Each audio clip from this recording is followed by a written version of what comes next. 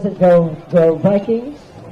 And good evening, football fans, and welcome to Week 9 of the high school football season here on KSL Sports Rewind. Tonight we come to you from Skyridge High School. It is senior night for the defending 6A state champions as they play host to the 7-1 Pleasant Grove Vikings in what should be an amazing matchup here on the first weekend of October. A pleasant good evening to you all. Matt Coma alongside Brian Brown for this one. And Brian, it's finally October. We got some snow on the top of Mount Timpanogos in front of us here, and it's getting down to crunch time here in the high school football season. Yeah, orange isn't the only thing you see as you look around the valley. It's not just the Skyridge field. As you can see, the leaves changing in the background. And another one of those beautiful backdrops here in the state of Utah. No better place to enjoy it on a Friday night than here at Skyridge High School for what's going to be, Matt, I think a very exciting competitive game. We have seen this region absolutely dominate the landscape of high school football here in Utah. These two teams have been at the front of it, along with American Fork. We got a great one tonight. As we mentioned, Pleasant Grove comes into tonight's contest 7-1, getting their first loss a week ago to American Fork, taking on this undefeated Skyridge team tonight. We'll talk about the home team in just a minute, but Brian, first let's talk about the Vikings. Their first loss a week ago, but a great campaign in the third season under Taylor Walkenhorst, and the Vikings looking to play spoiler here on senior night against the Falcons. Yeah, they're going to have a tough task, Matt, but, you know, as you look at this Viking team, they've been through the gamut, played a variety of teams already here in Region 3, and though they do have that one loss to American Fork, they're going to depend heavily upon Carson Rasmussen, their Mr. Everything quarterback, to lead them through this affair. It's a Pleasant Grove team that offensively lives and dies with Rasmussen, and defensively is a stout, strong defensive team. It's great. You mentioned Carson Rasmussen. He's been getting it done both through the air and on the ground. 13 touchdowns through the air, 11 on the ground. So he definitely will be a dual threat to watch for the Pleasant Grove Vikings. On the flip side, for the home team, the defending 6A champions, Skyridge Falcons, have had a couple of close calls, but really have been dominant throughout this entire season. Justin Hem doing a great job in his first season as head coach of this Falcon program. Another undefeated run here as this Falcons team looks to get to 9-0 tonight. What do you see from Skyridge tonight? For Skyridge, it's going to be about maintaining the course, so to speak. And while we love to use ship metaphors in football for some reason, they've got a great captain at the helm here. Not only Coach Justin Hem, but also in senior quarterback Jackson Stevens. He makes this offensive unit go. Where last year's state championship team was so elite on the defensive side of the football, it is Jackson Stevens and that offensive unit that really makes Skyridge roll. Yeah, we'll sail. Yeah, stick with the ship metaphor. Or soar if you're going with the birds. So we'll talk about Jackson Stevens and what he has done in this season so far in a little bit as the team's getting ready to head out onto the field. You saw the coin toss. Skyridge won the toss. They elected to defer, so we'll see the Vikings on offense to start here tonight. Just waiting for the teams to make their way onto the field. We want to remind everybody that tonight's game is brought to you by Heidemann and Associates. Heidemann Associates is a flat rate law firm that is completely focused on you. Get a free consultation by calling 801-472-7742 or go to utah.law to find the office nearest you. As you see, the Vikings over on the far side, we have orange smoke coming from the Falcons helmet over here as we're getting closer and closer to kickoff here. Give me a key to the game for both these teams, Brian. Well, for Pleasant Grove, it's Carson Rasmussen on the offensive side of the ball. On the defensive side of the ball, it's Hewitt McBride at the linebacker position. He does everything for them. But watch out for Jake Lawson on the defensive side of the football as well. He is a forced fumble specialist. Over 3 forced fumbles on the season, which when you think about it, that's quite a lot with only 9 high school games. For Skyridge, it's going to be about what they always do. Starting fast, finishing strong. Defensively, you're going to see a lot of blitzes on third downs. Offensively, you're bound to see 1 or 2 explosive plays per drive. Stevens is definitely going to look for Trent Call first and foremost through the air, but he has a lot of weapons on that offense, Matt. It should be a really interesting comparison between a very talent-laden deep Skyridge team and a feisty, competitive Pleasant Grove squad that has really come together well this season. Yeah, if you joined the stream early before we got underway here, you saw the senior night festivities for this Falcons program. 32 seniors on this class for the Falcons tonight that were honored before the game. It is a very senior-laden program looking to go back-to-back state titles after winning it all for the first time in program history last season. So as I mentioned, the Falcons won the toss. They deferred to the second half, so they'll kick off. They're in the gray uniforms with the white bottoms. They'll move left to right on your screen in this first quarter. Pleasant Grove's in the white uniforms with the blue bottoms. They move right to left as they're going to get the ball first here on the first Friday night of October. 2 weeks left in the regular season, and we got a great one for you here on KSL Sports Rewind. Yeah, it's really incredible atmosphere tonight. You've got students dressed in pink, orange in the cheerleaders, blue. We have a full rainbow of activity, Matt. As we are underway, kick goes into the end zone for a touchback, and we will see the Pleasant Grove offense for the first time. As we mentioned, led by the junior Carson Rasmussen. 24 total touchdowns on the season for Rasmussen, 13 through the air, 11 on the ground, as he and the offense look to get momentum started here on their opening drive. You'll see number 0 out there, Deshaun Lolo, one of the leaders of that defensive unit for Skyridge. He does everything for them, plays on the edge, linebacker position, very highly rated recruit as well. I believe in the class for 2026, if I'm not mistaken, or 2025. Easy to get those numbers mixed up for a guy at my age. 1st and 10 from the 20. The Vikings go to the ground and they get nothing on the play. As Tualau Wolfgram on the opening carry for the Vikings gets to the line of scrimmage before he's met by a flock of Falcons. And for Pleasant Grove, it's about not being intimidated from the jump. They don't have the largest offensive line like we've seen with some teams, but it's still a formidable front. They need to get hats on hats and establish the tone early on. 2nd and 10, Rasmussen to the air. This time connects with his receiver. That's Makai Peterson for a gain of 4. That brings up 3rd down here early for Pleasant Grove. And for Pleasant Grove, it's likely going to be through the air where they're going to do the bulk of their work tonight offensively. That Skyridge defensive front does such a good job in the run game, and so if you can give Carson Rasmussen time to work in the pocket, that should allow the Vikings to be effective tonight. Early test here for the Vikings, 3rd and 6 as flags fly. The play is called dead. We'll see what the call is here.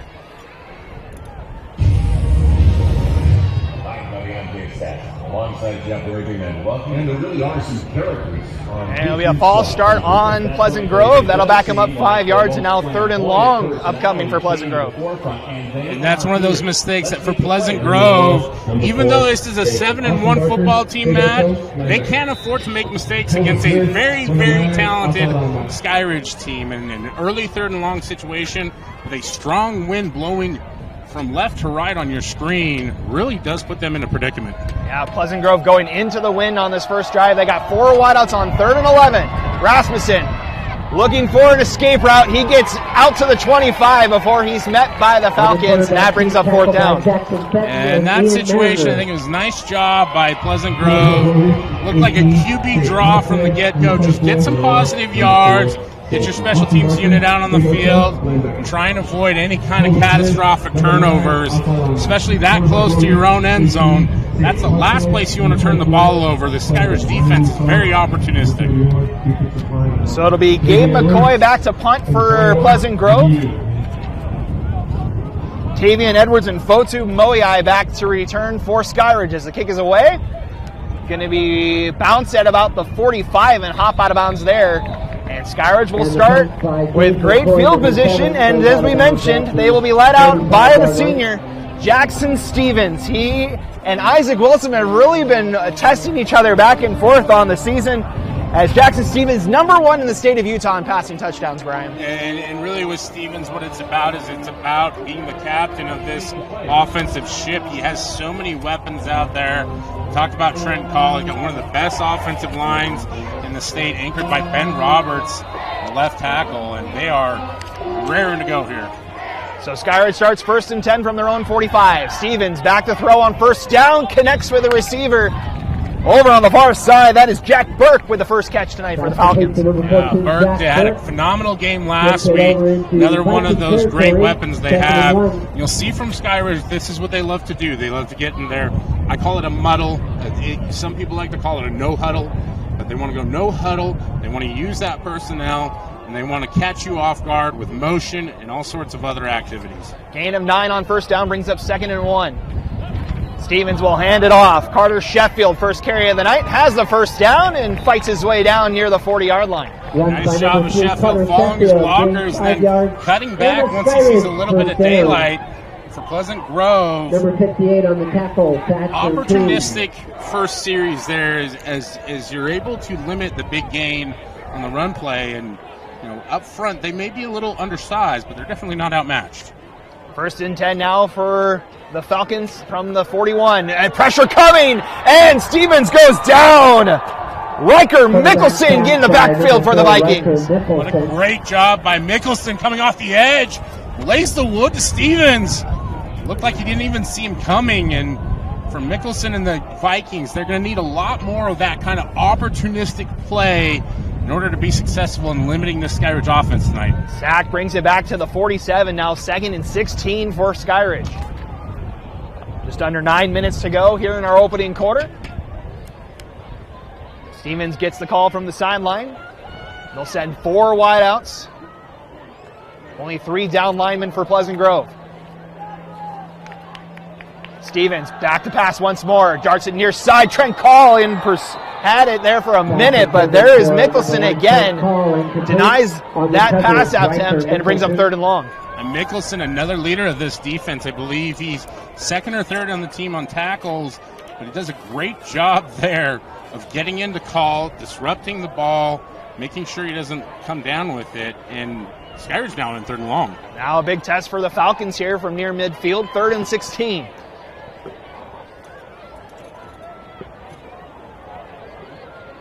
Four wideouts again for Jackson Stevens as they spread things out. Stevens setting up the screen, throws it to Colby Smith, and he's not going to get much. Vikings with good pursuit. Gain of 3 brings up 4th down. Yeah, you mentioned, Matt, that they like to go with that 3-down look against Skyridge. They want to use those linebackers to play in space and to try and make Skyridge do something in front of them. They're going to try and bring pressure from odd angles, and we see Skyridge is going to try and go for it here on 4th and long. 4th and 14 here. We'll see if they do elect to go for it here. It looks like they will. Or maybe just trying to catch the Vikings offside. 10 seconds to go on the play clock here. We'll see if Justin Hem elects to use a timeout here. Clock goes down to 0. Let's meet the players. And it's going to be a timeout for Skyridge. So a timeout here early in the first quarter. We'll step aside real quick. 4th and long coming for Skyridge here on KSL Sports Rewind. Number 72, mark on. There's Super Saiyan off the roller, number 79.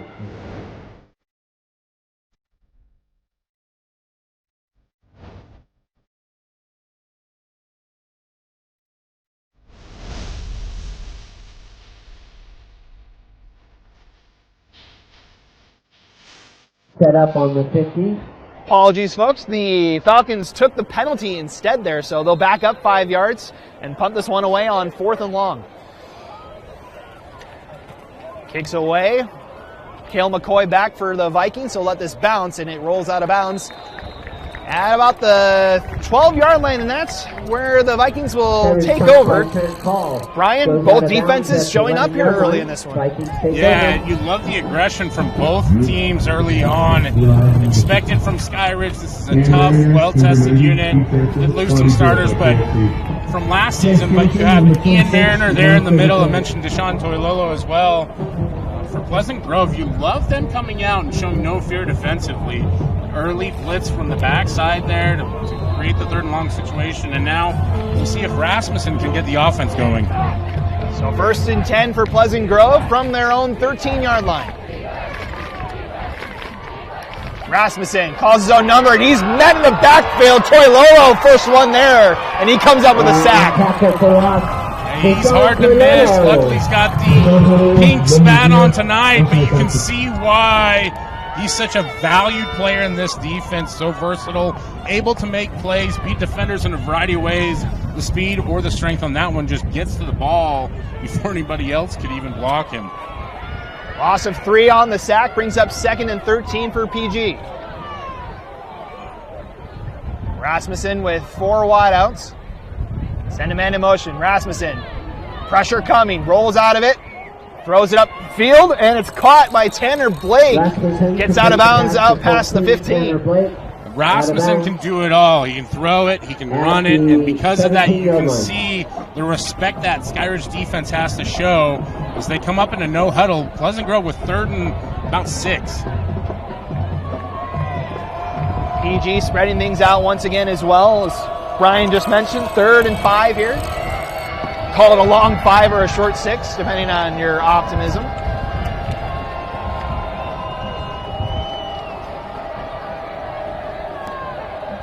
Falcons show pressure. They're coming. Rasmussen going to let it go deep. Has a man out there, and it's incomplete. Nice job by Rasmussen there to recognize the blitz. That's an area where Skyridge is absolutely lethal defensively. There's a pretty good ball out there. Looked like McCoy just misjudged or mistimed his jump. Not able to bring it down. And for Pleasant Grove, some good opportunities, opportunistic, but not able to get the first down, and they'll have to punt it away. Now it's Fotu Moiai in coverage for the Falcons as the Vikings punt this one away. It's going to bounce at about midfield, take a Falcon hop to the PG 45, and that's where we'll see this Falcon offense for the second time tonight. Yeah, almost right where the last drive left off, and for Pleasant Grove, at some point in time, you want to try and flip this field. The early defensive effort from the Vikings, extremely strong. If you're a Pleasant Grove fan watching, you're excited to see that.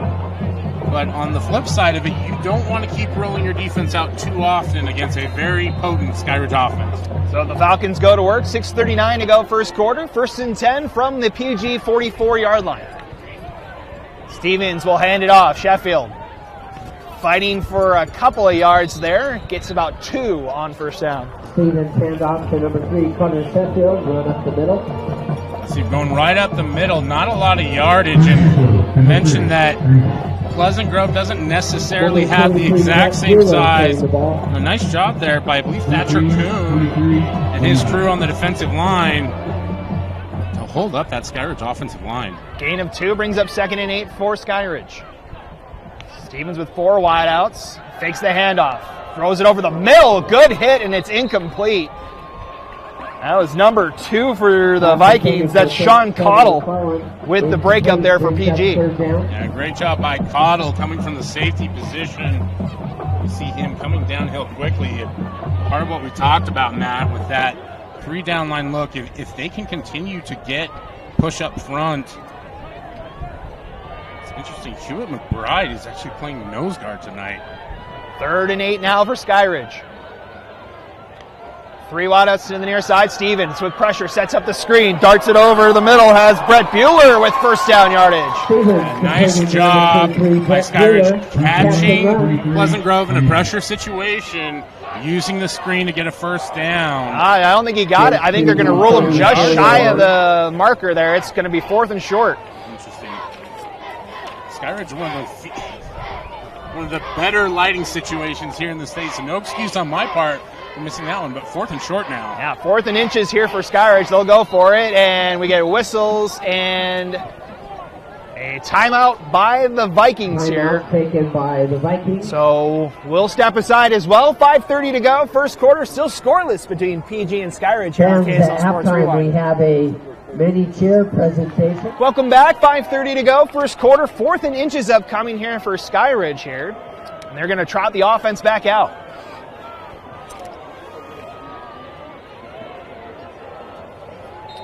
Falcon team has not had any problems moving the ball throughout the season. We'll see what they call here on 4th and short. Pleasant Grove. Oh, fumble on the play. It doesn't matter who's got it. It's going to be PG football. And a mistake on 4th and down leads to a turnover here. Huge turnover, Matt, as the Vikings stuff the box there, and then either a miscommunication on the snap count or somebody goes early and everybody kind of froze, and sure enough, Pleasant Grove jumps on top of that one, and just like we talked about, able to flip the field, allow their offense some space to work in, and Carson Rasmussen heading downfield. This could be an opportunity for them to get an early lead. 3rd fumble recovery of the season for PG as they start with their best field position of the night. Rasmussen over to the far side for about a yard gain as Peterson. As Rasmussen didn't look like he had anybody to go to on that one. Almost looked like they had multiple screens set up there as Rasmussen takes a deep drop. Sees plenty of defenders in his face and throws the outlet on the outside there, I believe. Number 4, if I'm not mistaken, for Pleasant Grove, Riker Mickelson. So a gain of 1 brings up 2nd and 9. 4 wideouts again for PG. Rasmussen will roll to the near side. Has him in. It's McCoy. And he's tripped up at around the 43-yard line for another gain of about 3. Yeah, correction on that. I believe it was Mackay Peterson on the prior catch. But like you said, McCoy there in the flat, able to pick up a few yards. And this Skyridge defense off the turnover, extremely stingy right now, Matt. See what happens here on 3rd and 6. Under 5 minutes now to go, first quarter. Rasmussen barking out the play call. Falcons showing a little pressure as well. As Rasmussen calls his own number, weaving through the Falcon defense. Stood up right at the line to gain. We'll see where they spot it. Nice call there by the Pleasant Grove offense. They go with a little speed option and a nice fake up front as it's almost a turn back blocking style. So if you see on a rollout, Rasmussen catches the defense off guard, able to slip inside, and the forward momentum gets the Vikings the first down. Just barely gets the first down. New set of downs here for the Vikings. Ball right at the midfield stripe. Things spread out again for Pleasant Grove. We'll send a man in motion on the far side. Rasmussen looks to throw. Pressure coming, avoids it. Trying to fight up the far side. Gets about a yard before he's met in by number 6, Trevin McClellan. Yeah, nice job by McClellan as you see Rasmussen tries to put a move on him there, and McClellan, great job targeting the thigh area, able to bring him down. And anytime you can get Carson Rasmussen down the first tackle, that's a big win, especially if you're Skyridge. My apologies, Austin Barker with the good tackle there over on the far side, number 8 on the program. Under 3.5 to go in the first quarter. Falcons move. And I think it'll be offside on the Falcons, so 5 free yards for PG. Just one of those gamesmanship situations where Pleasant Grove able to draw the defense offside, and for the Vikings, they need to get as much as that as they possibly can. They've got a lot of players going both ways tonight, Matt, so you want to try and get an early lead here. Vikings in Falcon territory for the first time tonight is once again fighting his way towards the line to gain is Rasmussen, and this one I think he's going to be just shy of the first down marker. Yeah, he'll set up 3rd and very short if that's the case, and it does look like it is. You can see Rasmussen, not a huge quarterback, but runs with a lot of power for a player his size, just 5'10", 5'11". Gain of 8 on that one, brings up 3rd and inches, so a short yardage to go for Pleasant Grove this time.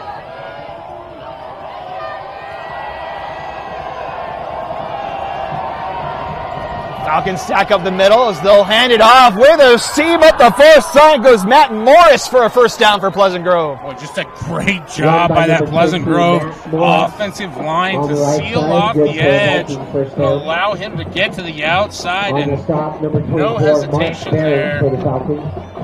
As Pleasant Grove picks up the first down. Gain of 7 on that 3rd down play. 1st and 10 now, PG from the 34. Rasmussen back to throw once more. Pressure coming. Steps up once again. Still looking for someone to throw to. Lofts it up top. He's got Mackay Peterson, and he's got the end zone. Touchdown, Pleasant Grove. And completed catch to the What a pitch and catch from Carson Rasmussen to Peterson as he jukes the defender, slides back behind the line of scrimmage and zips over the top of the defense for the touchdown. And Pleasant Grove going for two quick. No, they called him short right at the 1 yard line. Rasmussen finishes the deal, but a big play by Mickelson, and PG's on the board. Here I am trying to get all excited for my moment, and PG goes ahead and handles business regardless. Carson Rasmussen is up to the task tonight, Matt. We talked about it at the start of the broadcast. He's the engine for this offense. You can see him right there on multiple plays, powering them into this score. So Rasmussen from a yard out for the touchdown. Parker Hall for the extra point, and it is good. So PG strikes first in this battle of Region 3 teams here. 7-0 PG, 1:54 to go here in the first quarter. Pleasant Grove Vikings 7, Skyridge 0.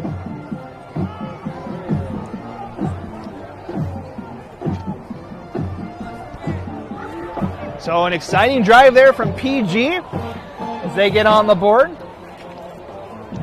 As the teams make it back out onto the field, I want to remind you tonight's game is brought to you by Advanced Windows. They have a fall window sale right now, $2,000 off 10 windows or more. 60 months, 0% interest financing available. Limited time only though, so call 801-850-9100. That's Advanced Windows and AdvancedWindowsUSA.com.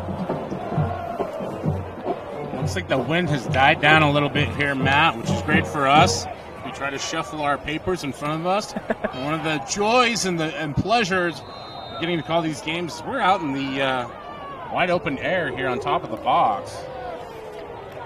I'm not going to lie, it's been hard to hold on to the papers as the Falcons go back to work here off the kickoff. Trent Call tripped up just shy of his own 20, and we'll see how the Falcon offense responds to being hit with that first quarter touchdown.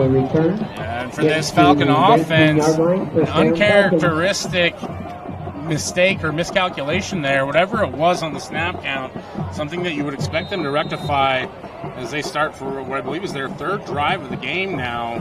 And going into their third drive to have 0 points on the board, a little bit of a surprise, Matt. This is an explosive offense. Now, they are without one of their best players in Kalama, excuse me. They'll go to work on first down. Quick pass to Trent Call, and he fights his way for about a gain of 5 on first down. Again, number one there, Trent Call had petitioned with his parents to change his first name to House Call because he finds his way to the end zone so often. And right now for Skyridge, I believe at one point in time I saw Carter Sheffield on the sideline as well. Not sure what the injury situation is with him. We'll be monitoring both of those things. Second, about 4 for the Falcons here. They'll hand it off, and he's met by the Vikings defense. Brett Bueller on the carry for the Falcons, going nowhere though thanks to that PG defense. Nice job by that defensive line, especially I believe number 55 there, Lucas Jackson on the tackle. Jackson also had a nice block on the previous drive offensively. 3rd and 3 now as we're coming up on a minute to go in our first quarter. PG with a 7-0 lead. As Jackson Stevens calls his own number, fights his way out to the 30, and he's got a first down. See, Coach Hem calls the shovel pass there. Stevens wisely chooses to take it by himself and dives for the first down. And Jackson Stevens, if you can't tell on your TV screen, he's a big, strong athlete, very capable of running to pick up the first down. Just in this offense, when you have so many talented players around you, why not let everybody have some fun? So a new set of downs here under a minute to go as the Vikings bring pressure, but there's a whistle, and it's a false start coming up on the Skyridge. And hard to say if it's senior night or if it's maybe the wind or something, but the Skyridge offense is just misfiring a little bit early on. Well, and this has been the matchup we were going to be excited to see tonight. Skyridge, the number 2 offense in the state, at least at the 6A level, going up against the top defense at the 6A level. This is the matchup that we were going to see all night, this defensive PG versus this offense from Skyridge. See the early miscues from Skyridge, maybe feeling a little bit of the pressure from that PG defense. Skyridge on 1st and 15, Stevens. Pressure coming, gonna loft it down. He's got a trick call! He's at the 30, 20, no one's gonna catch him. It's a house call for Trent Call. But there is a flag back at the 16-yard line.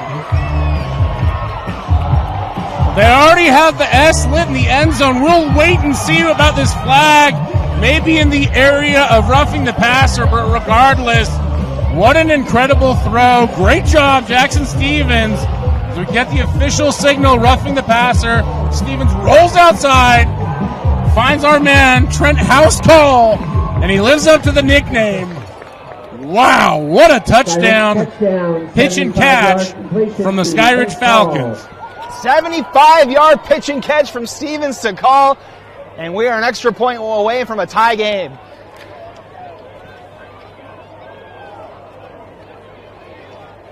Just waiting for the extra point. The penalty was a roughing the passer call, so that will be enforced on the kickoff.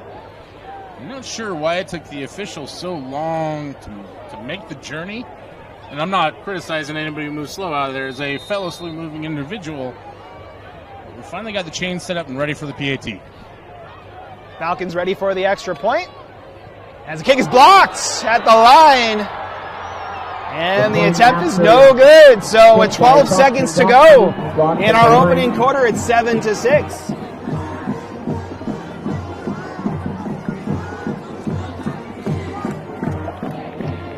Good job from the PG defense, able to get up and block that one. And they will hold on to a 1-point lead here with 12 seconds to go in our opening quarter. I believe it was Riker Mickelson on the block, number 4 there. Phenomenal job of busting through that Skyridge front and able to get a hand up, block that kick. One of my brief tenure as a coach at Cypress High School, used to talk all the time about when you get scored on as a defense, where's your heart at? That very next play, you have an opportunity to go make something happen. And you can see why this Pleasant Grove defense is so highly rated. Their hearts are right where they needed to be. Did a great block. They're able to keep a slim advantage as it looks like the roughing the passer penalty is going to be assessed here on the kickoff. Yeah, so the Falcons will kick off from the PG 45 here. See what the Falcons like to do here. Interesting ruling on that one because I believe roughing the passer is a live ball penalty. So to see it assessed, maybe I'm just misinterpreting the rules, but I expect this one to be a... Yeah, and the Falcons will just boot it out of the end zone, and there'll be a touchback for PG. On that one, sometimes one of those opportunities where maybe you'll take a chance, try an onside kick or a squib or something like that, but you can see the respect that Skyridge has for Rasmussen and this Pleasant Grove offense and their ability to be explosive. They want to push them as far back as they possibly can. Do not allow them to win the battle of field position here. So the Viking offense comes out. Time for their 4th drive of this game already, and this would most likely be the final play of our opening quarter. As Rasmussen and the offense go back to work. Rasmussen will hand it off. Aiden Frenson up the far side. He's met in the backfield by the Falcons. Loss of 2, and that will do it for our opening quarter. So some electric plays from both sides here in our opening quarter. We're through 12 minutes here from Skyridge High. It's the PG Vikings with a 7-6 lead after one quarter. You're watching high school football on KSL Sports Rewind.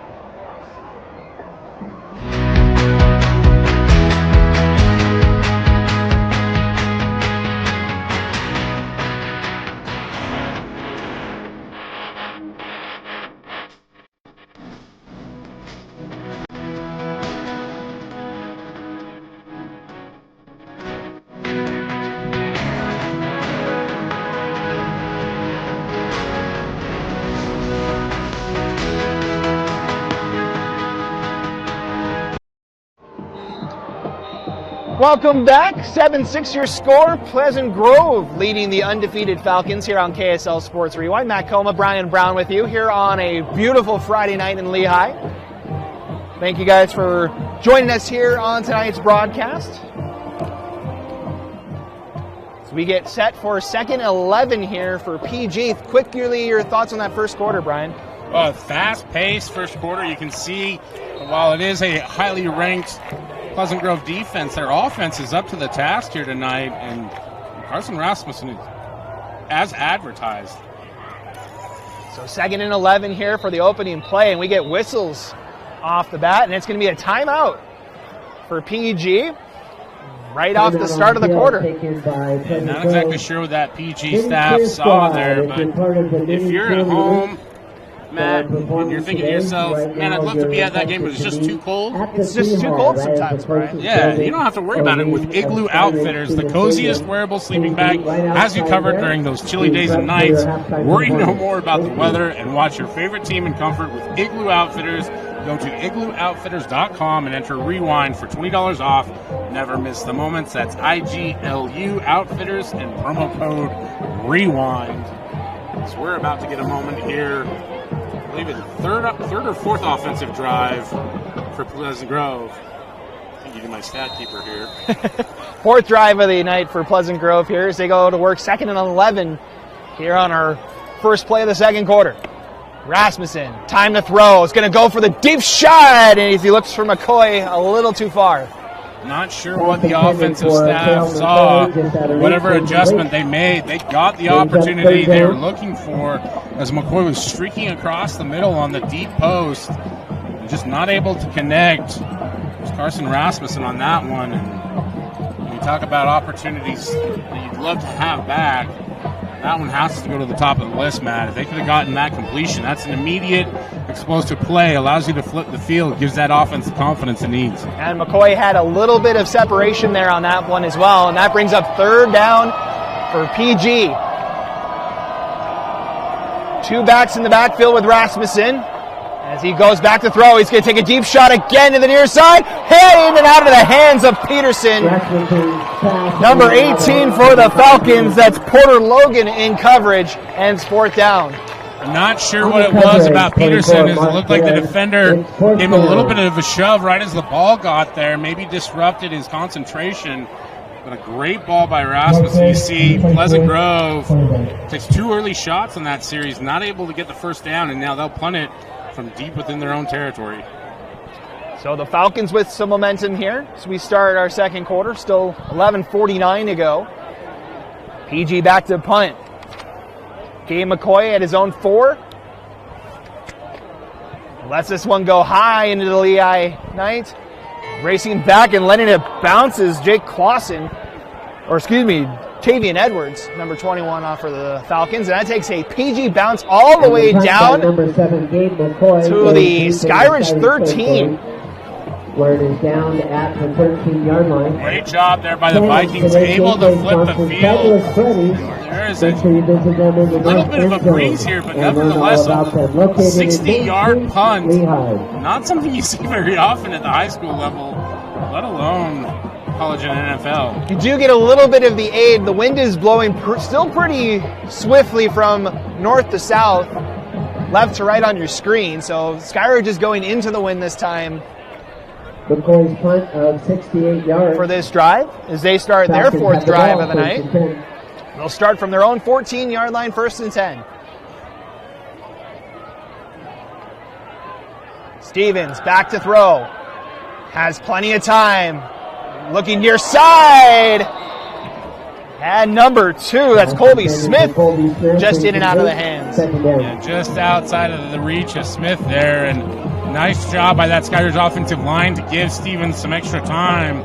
He was deep into the secondary there, and you can see Pleasant Grove very content to play a deep coverage, almost looks like quarters coverage out here. And never ask an offensive lineman to diagnose coverage, but I think that was pretty good, though.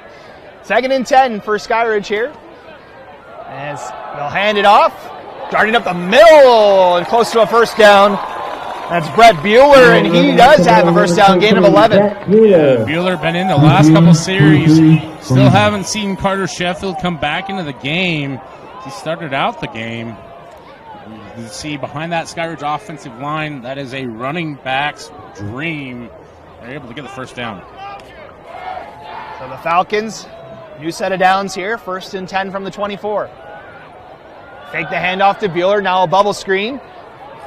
Fighting his way for a good gain. That's number 6, Trevin McClellan, gain of about 8 on first down. And you can see this Skyridge offense, they have a variety of concepts, variety of abilities. They can stretch the defense vertically with the speedsters, and then you can see McClellan there, I believe, does most of his work out of the slot, sometimes the end. Number 6, receiver. But able to create a good opportunity here on 2nd and short. About 2nd and a long 2 here for Skyridge as Vikings show pressure. Stevens pressured, goes down as he throws. No one's in the vicinity. See if there is a flag for intentional grounding or not. There was no one over there. They're going to say he was outside of the tackle box, though. I believe where the white cap was standing was to indicate to that Pleasant Grove sideline of where he went down and where it was outside the tackle box. And we'll let the viewers at home estimate. We don't have replay it was pretty close over there. It was. We had motion from the Vikings there on the fake snap. Not to negate the great job there by Riker Mickelson as he does a nice little spin move. Able to bring down Stevens. 3rd and 2 here. Vikings show pressure once again. And we have whistles. A delay a game. It's going to be the call on Skyridge. And quick to the call there was the head judge there. The referee, perhaps. So back up the Falcons 5 yards. Brings up 3rd and 8 now for Skyridge.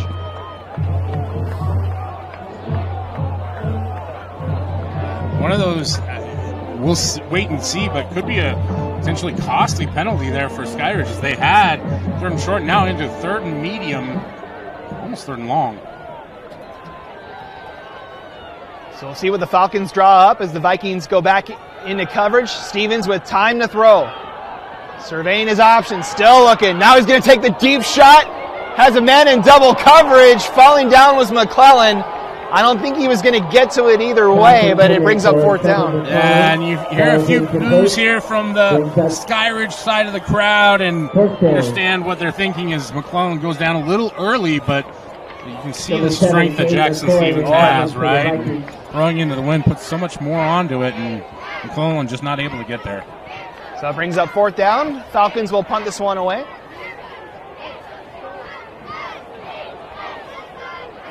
Cale McCoy ready to field this one at his own 38.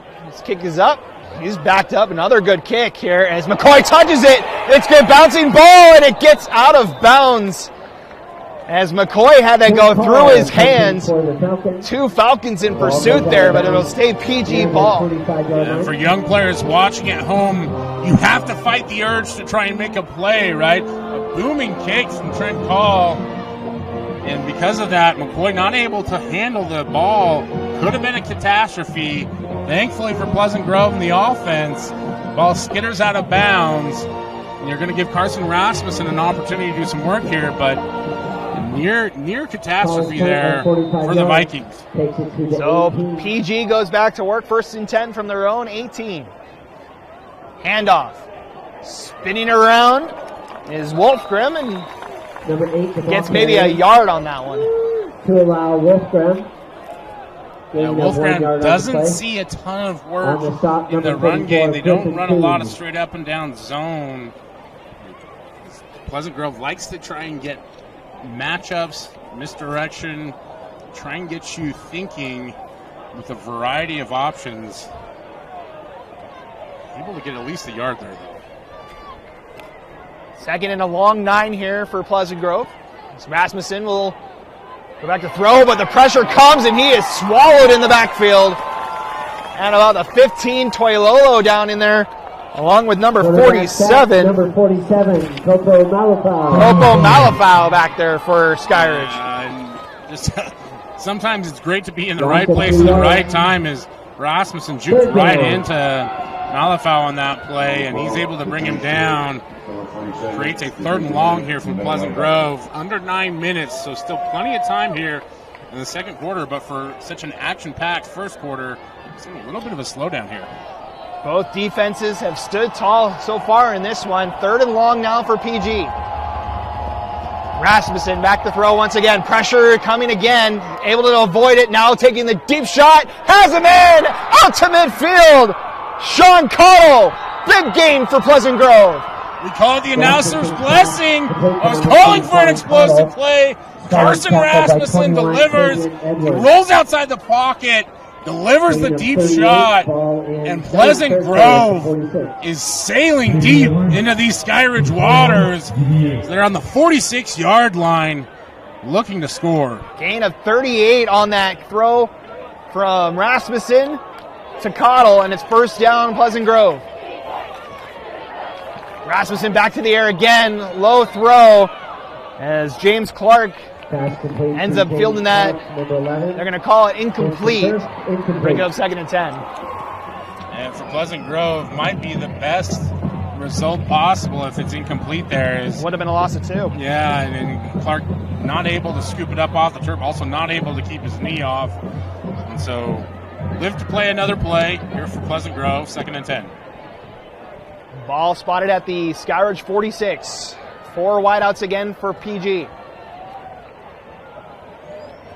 Rasmussen to throw once more. Pressure coming. Here comes Toilolo, and he's got another sack. Back there as well, number 47 again. That is Malafau. Those two get in the backfield once again. Well, it's nice to have a buddy sometimes, Matt. And on that one, Deshaun Toilolo disrupts the rhythm of the play, forces Rasmussen out of the pocket. And while he's doing their dirty work, he's got a partner in crime on the backside. And the law firm of Toilolo and Malafau doing a great job tonight on the edges. The pair of juniors as well on this senior night getting it done for the Falcon defense. 3rd and long now for the Vikings. Rasmussen. Pressure coming again! Toilolo again in the backfield!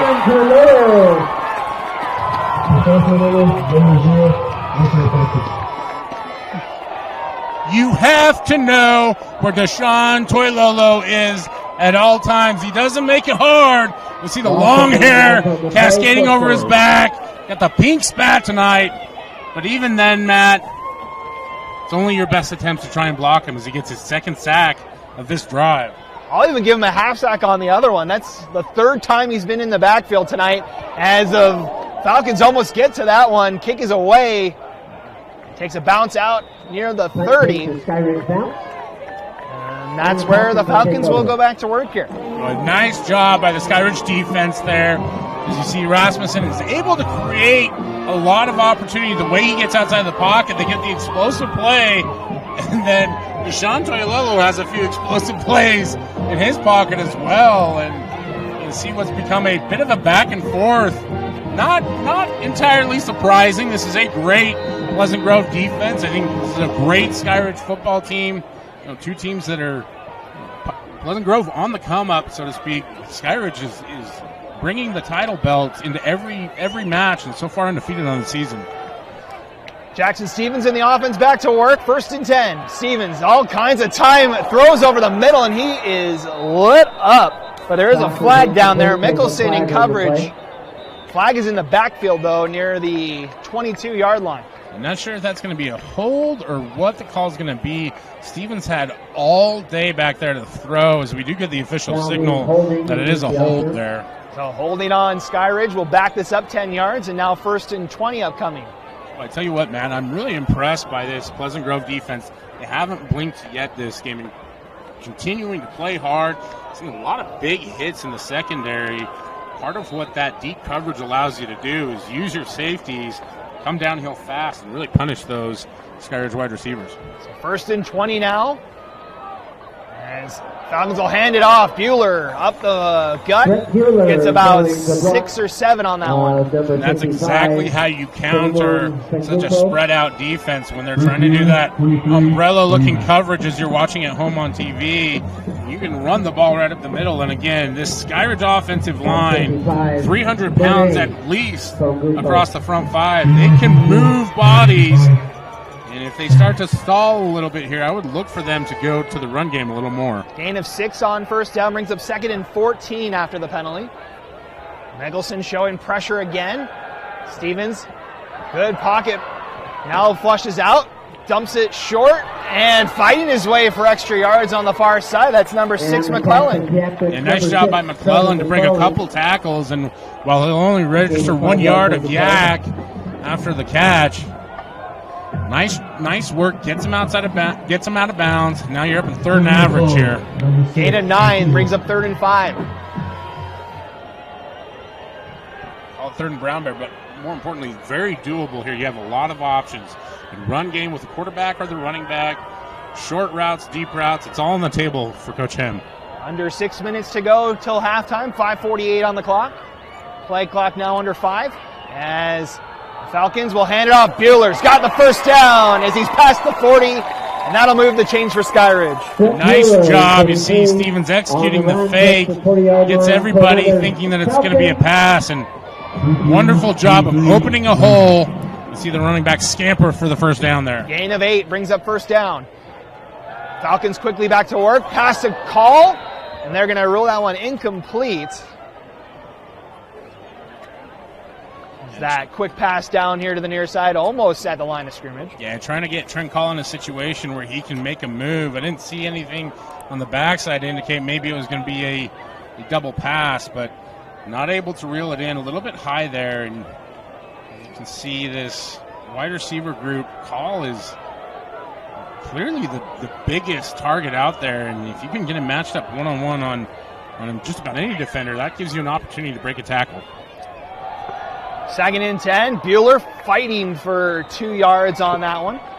Number 23, Brett Bueller. Nice job by what I believe is Hewitt McBride there from the nose tackle position. I'm not sure if there's been a jersey swap or if there's an injury that we didn't know about. I think there's an injury because we haven't seen Sheffield out there at all since that first drive. Bueller's been getting all the snaps as Stevens fakes the pass to the near side, now cuts it to the far side, breaking tackles, and up the sideline. Jack Burke with another first down for the Falcons. Boy, Jack Burke coming up clutch as he has so many times this season. And if you're Skyridge, you need an explosive play, something to get things going. My man Jack there to deliver. Gain of 22 on that one. 1st and 10 now from PG territory. Stevens looking for the deep shot. Has a man out there. A little too far for Burke. Brings up 2nd down. Burke has a lot of speed at his disposal, but on that one, ball floats a little bit. Almost had a Pleasant Grove defender get underneath that one, and seeing Skyridge willing to take some early shots. Haven't really connected on too many outside of the 75-yard touchdown to call. 2nd and 10. 4 wideouts again for Stevens here. They'll hand it off to Bueller. Finds a seam up the far side. Into the backfield and inside the 10 goes Bueller. It's another explosive play for Skyridge. And normally you run to set up the pass. In this case, it's the pass that set up the run. And Bueller dashes for a first down. Gain of 23. Now the Falcons in the red zone. Pass to call. Met by the PG defense, and he'll be stood up at about the 6. Gain of 3. How tough is this Pleasant Grove defense? It's very rare you ever see Trent Call not score from that close to the end zone, but a great job by Bronco Winterton and Sean Cottle there to wrestle him down. 2nd and goal here for Skyridge.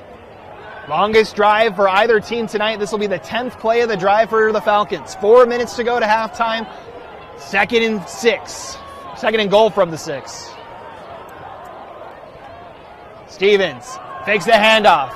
Looking to the far side. Now pressure comes. Throws over the middle. And he's got it! Trevin McClellan, touchdown Skyridge! What a catch by Trevin McClellan off the fancy footwork of Jackson Stevens as he avoids the rush, finds his wide receiver, zipping, sliding into the Skyridge end zone for 6. So good job from Stevens, buying time, able to find McClellan right over the middle. PAT pending. Falcons on for the extra point. Kick is up. And the kick is up and good. And it is good. So Skyridge with a touchdown. Stevenson McClellan makes it 13-7.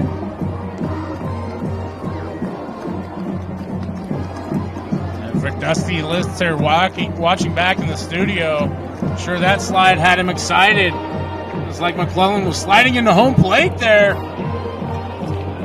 It is baseball playoff time. That'll be McClellan's 10th receiving touchdown of the season. Gives Skyridge their first lead of the night. And McClellan seeing a lot more action tonight as well because of the injury to Kalama. And you can see just how deep this Skyridge team is. You lose one of your best weapons, one of your most talented wide receivers, the guy that I believe is one of the best D1 prospects at the skill position in the state, and you just continue to reload. Deep Very Skyridge deep football team. 3:45 to go in our second quarter. 13-7 now your score. As the Falcons get ready to kick this back to the Vikings. Michael Mickelson is waiting. He'll be able to field this from his own 5. Mickelson met by the defense at the 20. And good pursuit from the Falcon defense. Well, we know the Falcons like to fly, but on that one it was a tidal wave of gray jerseys. Able to stymie Mickelson and jogs off the field, hands on hips. You could feel the pain in his body language. Multiple Skyridge defenders. He was met by a couple of Falcons there as they'll spot it at the 21-yard line. That's where Rasmussen and this PG Vikings team will start for another drive here. Is now that the Falcons have the lead here, Vikings need an answer. They do, and dangerous territory here is there's under 4 minutes left. If Skyridge is able to get a stop, that offense can score quickly. Need to get some points. Rasmussen going to take a deep shot on first down, too far for Peterson. Second and 10. Yeah, and Peterson's had the edge there a couple times. You see man coverage and Mark Baird on the coverage. Mark Baird doing a nice job trailing him. That ball is just a bit outside of his reach. And DJ Nelson, the passing coordinator here, younger brother of Riley Nelson, you can see that they're willing to take some shots. For Pleasant Grove, they're going to have to put some points up tonight. I was listening to Riley on Unrivaled. You can hear that on the KSL Sports Zone. As we get ready to go second down, pass near side. Did he make that catch? No, didn't get the feet down as James Clark tried to walk the tightrope here on the near side. Yeah, Clark not able to complete the catch, and in addition to that, Carson Rasmussen got absolutely leveled on that play. Now 3rd and long for Pleasant Grove. They need to convert. 3:29 to go in the quarter.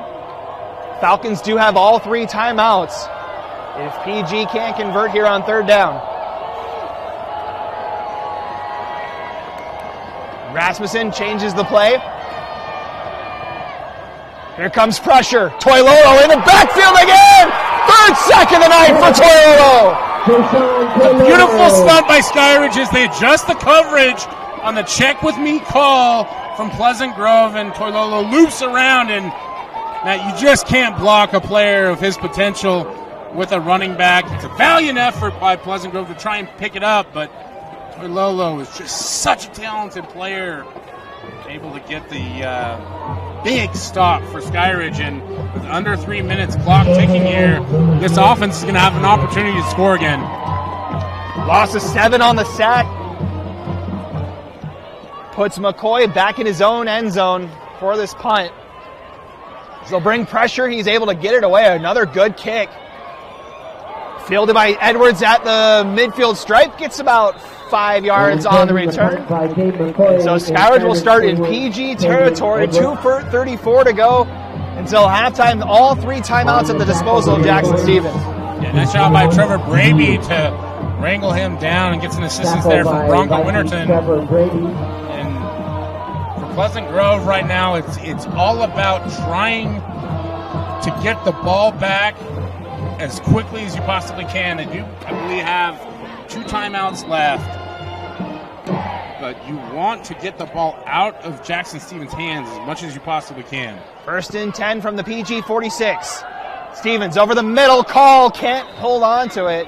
Intended for 10 call, falls. Good job from number 2. That's Sean Cottle in coverage there for PG. Yeah, a lot of traffic. Excuse me, number 7. Sorry, that's Gabe McCoy. A lot of traffic there, and Stevens trying to find his favorite target, and Trent Call just not able to get the ball in the window there. And if you're Pleasant Grove, you love an incompletion as much as anything because it stops that clock. Now with 2nd and 10, much better opportunity to get the ball back. 2:30 to go, 2nd down. Stevens looking for the deep shot, has Call. Oh, just a little overthrown. Had Call looking for another touchdown, but it's an incomplete pass, brings up 3rd down. If you're wondering why we're seeing so many long pass, like overthrown balls, Matt, initially the wind was coming from north to south. It's now kind of circled around and seems to be gusting a little bit more from west to east. And you know, when you start out a game as a quarterback and you feel that wind initially, it sometimes be hard to adjust mid-game. And now 3rd and long for Skyridge. Great opportunity here for Pleasant Grove to get a stop. 2:23 to go as the Falcons will go to the ground, and they're going to get about halfway there to the line of game. Bueller, gain of about 4 on 3rd down. Now 4th down, and a decision to make for Justin Hemm in this offense. Yeah, I think the key component of it is that they're going to let this clock tick down as much as possible.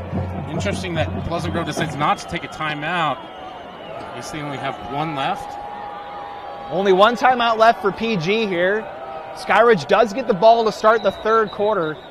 As now we're going to get a whistle, and PG elects to use their 3rd and final timeout. On the field, taken by the Vikings. Yeah, let a lot of time click off the clock there. So you give Pleasant Grove, sometimes when you're a coaching staff and you're in the moment, trying to get your guys aligned and everything like that, missing that opportunity of somebody on the headset thinking ahead, trying to tell coach to call timeout there. And really where Skyridge is located, Matt, they're not in great field position for anything other than a quick kick, like a pooch punt style, or going for it. And it is a big risk. Your defense has played great all game. It's a big risk to go for it right here in this situation and give Carson Rasmussen a downhill look, try and get a touchdown before half. So we'll see what this offense decides to do here on 4th and 6. 1:53 to go here in the 2nd quarter. Falcons with a 6-point lead at the moment. PG out of timeouts. Skyridge does have all 3 of theirs left. Yeah, interesting that the offense does come back out on the field here. So Coach Hemm has a lot of confidence in his defense, understandably so. They've stymied that offense the last 3 possessions. They're going to go for it here. Here we go, 4th and 6. Still 15 seconds to go on the play clock, so the Falcons are going to take their time calling something here. Yeah, this is getting real dangerous for Skyridge. Play clock under 5 now. They'll go for it. Stevens, quick pass, call. Weaving through traffic, he's got the 1st down. He's got more into the red zone. Trent Call down to the 19. Catch and carry. Well, leave it to me to try and doubt Coach Hemm in the Skyridge offense. What do? Reel off a big play there with our guy Trent Call doing the dirty work again. Just a nice little screen pass. He does what he does best, breaks a few tackles, explodes down the sideline, and Skyridge in business. 1st down for Skyridge. Pass to the far side. Burke weaving through again, and he's down inside the 10 and has another 1st down for Skyridge. And we have a flag, though, on the far side at about the 16. Nice job there. Watching Burke, he does a great job of setting the defender up to where the defender goes to outside leverage. which allows him to cut back inside and get the gain. Unfortunately, I think this one's going to come back on a hold. It is a hold on the Falcons. That'll back them up to the 27-yard line. So spot foul at about the 16, so it'll be, we're going to get whistles here and a timeout for Skyridge. Timeout taken by Skyridge. We'll do the math and figure out how long this first down is for Skyridge. When we come back, 13-7, Falcons with the lead, approaching halftime here on KSL Sports Rewind. You can pick it up at the concession stand, but if you have... Welcome back, 1:31 to go, second quarter. Skyridge with a 13-7 lead. Matt Coma, Brian Brown here. 1st and 17 upcoming here for the Falcons. They still have 2 timeouts left here. They do get the ball to start the second half as well. We'll see what Stevens in the offense does here. PG shows pressure. Stevens, pressure coming, gonna loft it. Has McClellan in and out of the hands of his receiver. Just a little outside of that window, but McClellan able to get both hands on it, just not able to secure that catch. Would have really put Skyridge in a great position there to try and get a touchdown instead. Incompletion sets up 2nd and 17 now, Matt, and with 1:25 left, what was an asset to Skyridge now becomes a little bit of a liability with that clock. I'm talking math, I'm talking finances over here. 4 wideouts again for Jackson Stevens on 2nd and 17. Pressure coming. Quick screen. Oh, in and out of the hands of number 55. Lucas Jackson almost had the opportunity for the interception. Yeah, Jackson was dreaming of a pick 6 there. This is a great job reading the screen, and they've seen it multiple times. You love a defense that adapts throughout the course of the game, and for Jackson, my man, I've been there before. Get yourself a milkshake after the game. It'll feel okay. Still gets the pass breakup. Brings up 3rd and long here for Skyridge. 1:21 to go here in the quarter. 3rd and 17 from the 27. Stevens has time. Throws near side. Has McClellan. Catch inbounds at about the 13. Clock will run it, but it's 4th down. Yeah, and for Skyridge now, you still have 2 timeouts. Plenty of time on the clock. Getting up and trying to get everything set up. We still don't have a yardage marker. As we have some movement at the line, and it's going to be an offside, and that'll give Skyridge a new set of downs. Oh, and Pleasant Grove, man, that's such a difficult spot to be in there. You're tired. You've been out there all half long. Just got a big play, and you're just trying to get set up. And the great job by Skyridge to draw them offside. 1st and goal from the 8. Stevens, quick pass near side, has Trent Cole. He's got another touchdown. Touchdown, Skyridge. North end zone, south end zone, doesn't matter. Skyridge lights the S with the absolute missile from Stevens to who else? Mr. House Call, Trent Call. And we're seeing some debate here in the end zone from the officials. I'm not sure if they're looking to see if that was an incompletion or what. Looked like Call secured the ball to me. Regardless, if this call stands, give Skyridge a 19-7 lead pending the PAT. So the officials debating at the goal line here. And it's incomplete. They rule it incomplete pass. They say Call did not control that the whole way. There's a penalty flag now. It looks like one of the officials gestures towards a Skyridge player. And if this is an unsportsmanlike conduct, which it is. And it's on Skyridge. What a turn of events here.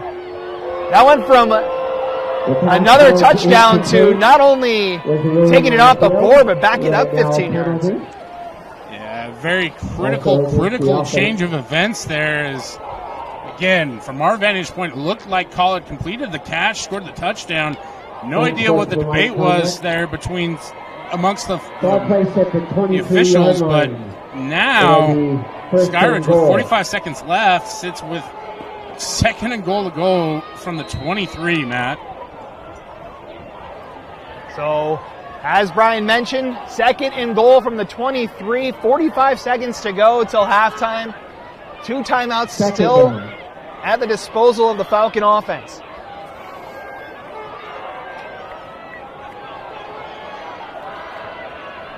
Four wideouts here for Skyridge. And we're going to get a timeout called by Skyridge. So a very interesting finish to the second quarter, Brian. And Skyridge, a couple calls, a couple of miscommunications here, and now 23 yards to go. Forced to call a timeout there as there was only a second left on the play clock, Matt. And for Skyridge, what was seemingly another opportunity to celebrate turns into a quick change of adjusting emotions and trying to get back to business. For Skyridge, they're so used to everything going in their favor. This is a team that we talked about it all night, very talented, has the ability to really be explosive offensively, and have one taken away in that manner. Really want to see guys recalibrate, get their emotions in check, and you still have 45 seconds left here. Plenty of time to get another touchdown, even though you are 23 yards away. Well, now, thanks to that play call, you're down to 1 timeout now. With 45 seconds to go, they'll send 4 wideouts again. Bueller in the backfield as Smith in motion. Stevens, pressure coming. Able to avoid, now throws far side, almost intercepted. Number 2, Sean Cottle, almost cut that route. Yeah, Cottle's starting to adjust. Again, you love a defense that can adjust mid-game and start to read what Stevens loves to do. He feels that pressure, rolls out to the wide side of the field, thinks he has a defender, but Cottle slips underneath, gets the deflection, and you mentioned it, Matt, almost comes away with that one with an INT. So now 3rd and goal from the 23, 39 seconds to go.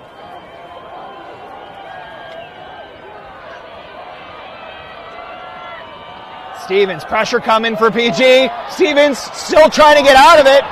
Weaving through, now he's met, and he goes down. Gabe McCoy finally brings him down, and it's 4th down, and clock still running here. Yeah, for Skyridge, I think you're just going to let this one tick down as much as possible. Run one last play. 4th and goal here. We're down to the final 10 seconds. Is Gabe McCoy able to finally bring Jackson Stevens down?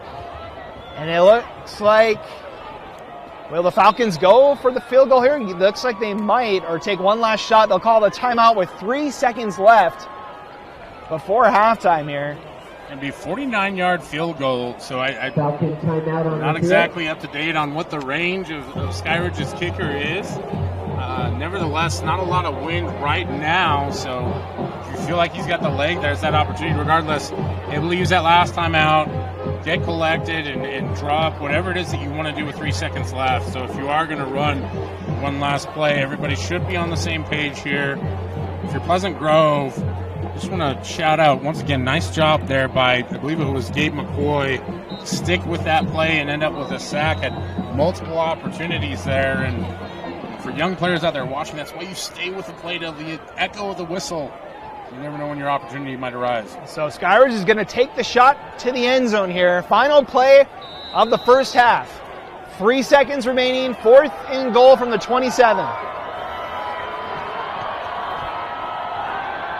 Everybody back for PG as Stevens gets it rid of it. Jump ball in the end zone. It's picked off. Bringing it out, Bronco Winterton out to the 15, and that will end the first half here at Skyridge High. That will end the first half. What an enticing ending to a second half, or a second quarter there. Unexpected, as we thought Skyridge was going to go ahead by 2 scores. Instead, they lead with a 13-7 lead, and for Pleasant Grove, missed a few critical situations there, able to escape on that drive. As you see Coach Hem was expressing his thoughts with a certain amount of vigor to the officiating crew there, and with situations like that, Matt, where at the end of a quarter, end of a half, You have so much back and forth with the officiating staff. You understand why he would like to express his thoughts. Probably getting an explanation for why that wasn't a touchdown there. So despite all of that, the Falcons end up with 0 points on that drive. But they do have a 6-point lead to take into the second half. That's going to do it for the first half here in Lehigh. The Skyridge Falcons with a 13-7 lead. We'll step aside, and we'll be back for second half action here. You're watching high school football on KSL Sports Rewind. 13-7 your score at the half. But right now, fans, put your hands together.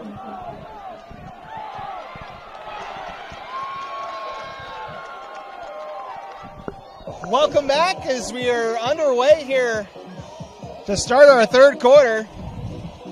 Matt Goma, Brian Brown here for this one. 13-7 your score as we start the third quarter as PG went for the onside kick to start the third quarter, but Skyridge able to recover, almost win in the hands of the Vikings there. Yeah, nice job by Skyridge to be aware and recover the kick, negating any opportunity for Pleasant Grove to try and come out and get a touchdown right off the bat. So Skyridge will start their first drive of the second half from the PG 47-yard line. Jackson Stevens fakes the handoff looking for Burke. On the far side, pass goes incomplete, brings up second down. So Skyridge getting back to work after the best way I can describe it was a confusing end of the first half as they had a touchdown. It was ruled incomplete after some discussion.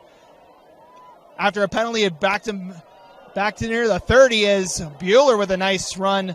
About 8 yards on second down, brings up third and short. But Brian I would say just a disorganized and kind of confusing last drive there for Skyridge as they get back out here for this first drive of the third quarter. What do you see from Skyridge?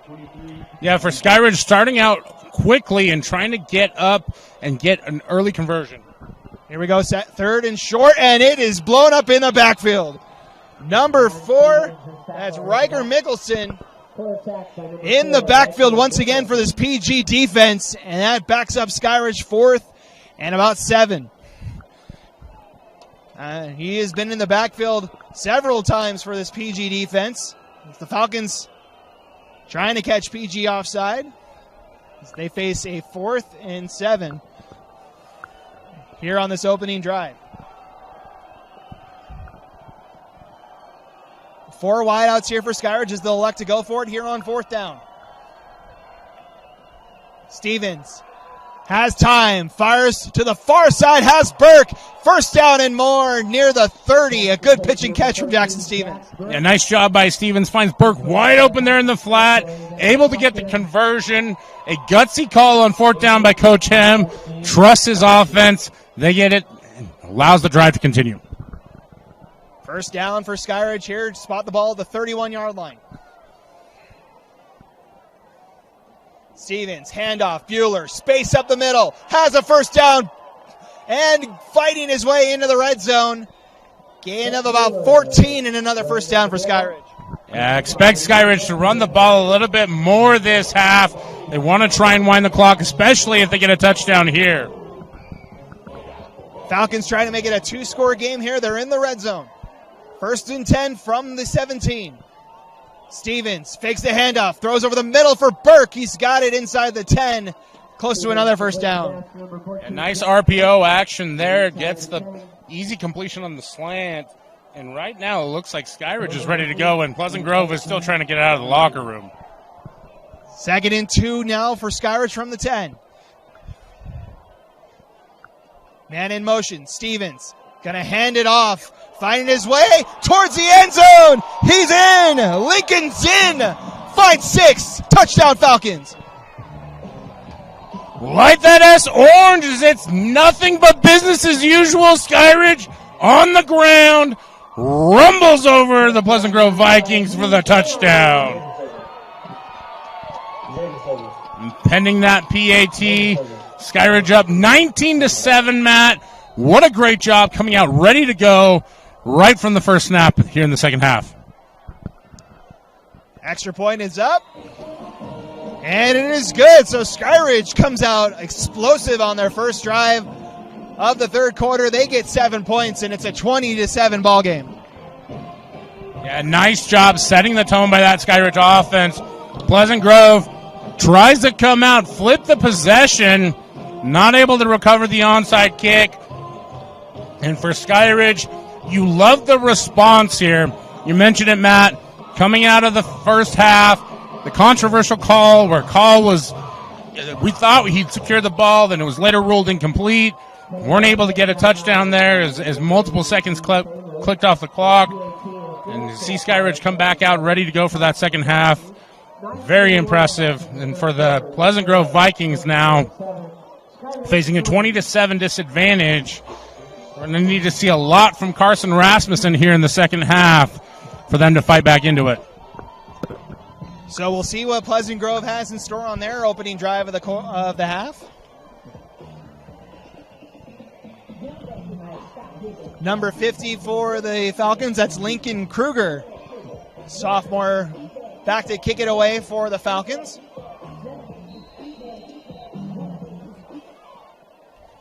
Looks like McCoy and Mickelson back to receive for the Vikings. As Mickelson will field it at about his own 12. Trying to fight his way. Good gain of about almost 20 yards on the return. Spots the Vikings near their own 30. So PG needing to respond after that Skyridge touchdown. 9:23 to go here in our third quarter. Carson Rasmussen and the Pleasant Grove offense now to work. 1st and 10 from their own 30.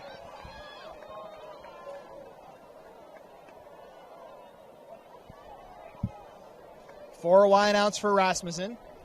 As he'll pitch it on the option in the backfield, and a flag flies in late. That was number 9, Tobin Smith, back there for the Falcons. Wolfgram was the one on the pitch. We'll see what the penalty was, as it flew right as the tackle was made there. Flag at about the 29-yard line.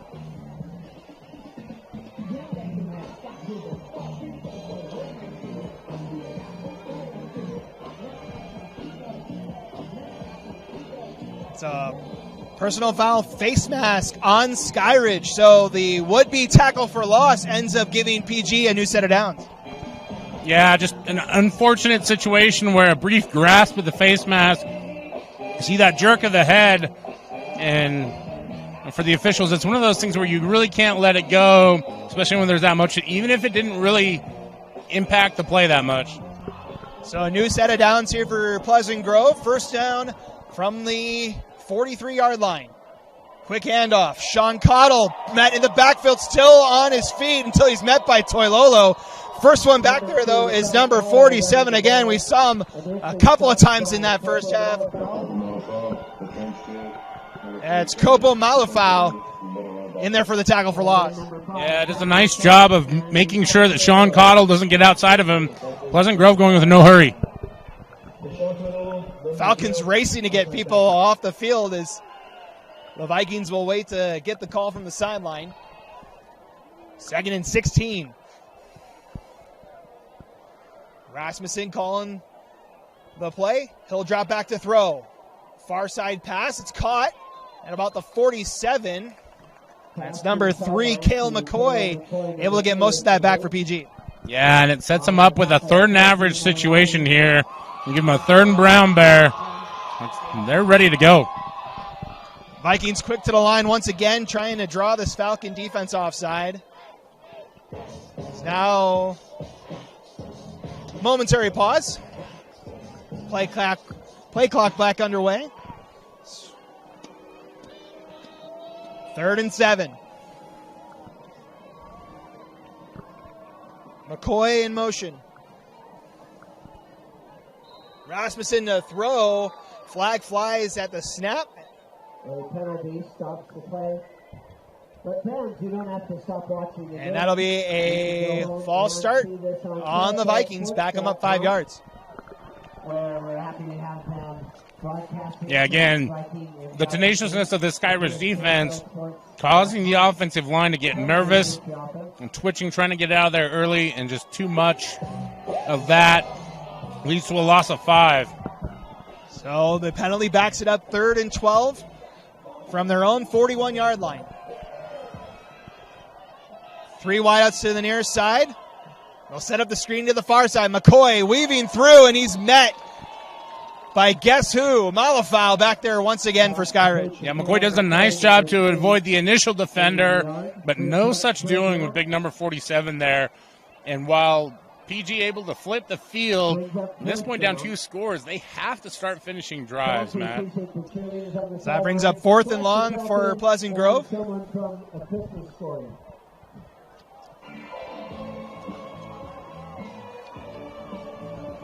They are still huddled now, finally breaking the huddle with only 10 seconds to go on the play clock.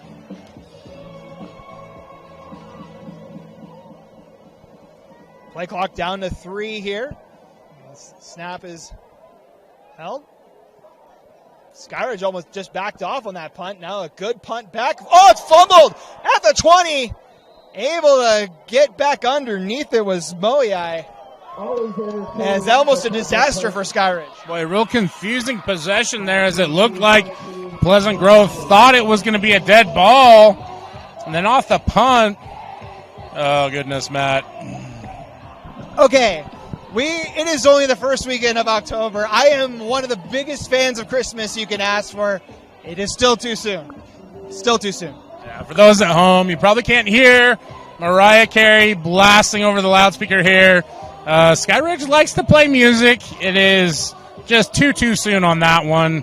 But nevertheless, for Skyridge, this is a good situation to be in, as they're able to recover the muff punt and start out here on their own 20-yard line. Falcons back to work here on 1st down, weaving his way up the middle.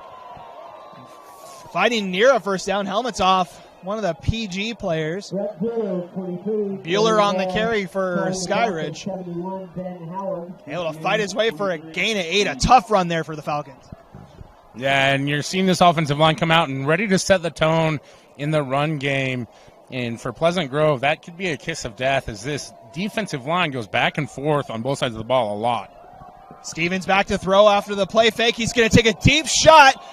Has Colby Smith back there, and he's got it. Inside the 25. Colby Smith on the big gain. Just an absolutely gorgeous ball. I don't see the flag. I think it might be a sideline warning, as it was thrown here on the near side, and it is a sideline warning. Some of the Falcons a little excited on that. Okay, but what a pitch and catch from Stevens to Colby Smith. Yeah, and I apologize to Jackson Stevens for talking over that highlight, but what a great ball. Hits a wide receiver in stride, and now Skyridge quickly flips the field with an opportunity to score. 1st and 10 from the 23. Falcons looking for more. Stevens had to hold on to that on the read option, and it goes nowhere. Number 19 for the Vikings. That is Parker Rivers back there to get the tackle for loss. Yeah, nice job by Rivers to stay keen on his assignment, able to take down Stevens off the fake. And I do apologize to Colby Smith. He was the one who made the catch on that previous play, but 2nd and 10 now for Skyridge. Make it 2nd and 12 after the loss of 2 on that play. 4 wideouts again for this Falcon offense. Play clock running under 10. Pressure coming for the Vikings. Stevens, time to throw. Throws over the middle, and it's intercepted. Up the far side. Still on his feet. Out to midfield and into Skyridge territory to allow Wolfgram with the interception. We've seen it all game long, almost like they were baiting Stevens into the throw, and Wolfgram steps in front of the slant, and he is off to the sideline, races over to the 40-yard line, and the 48-yard line. What a great job by Wolfgram to read the eyes of the quarterback, step in front of that, and flip the field, allows Pleasant Grove an opportunity to score here in Skyridge territory, Matt. So the second pick of the night by Jackson Stevens puts PG near midfield, 1st and 10 from the Skyridge 48.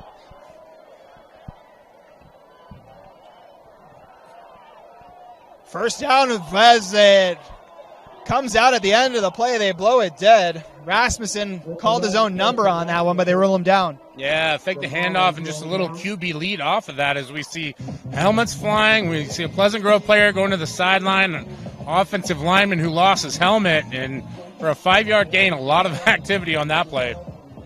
It's a pickup of about, probably, I'd call it 5. 2nd and 5 upcoming for PG. They'll send 4 wideouts again here. Rasmussen back to throw. Good pocket. Throws over the middle. Has a guy. And I believe it's McCoy, and it is, who has a first down for the Pleasant Grove Vikings. Yeah, great job by Rasmussen. Standing in the pocket. Delivers the strike. McCoy well past the sticks. That's going to be a first down for Pleasant Grove. Under 5 minutes to go here in our third quarter.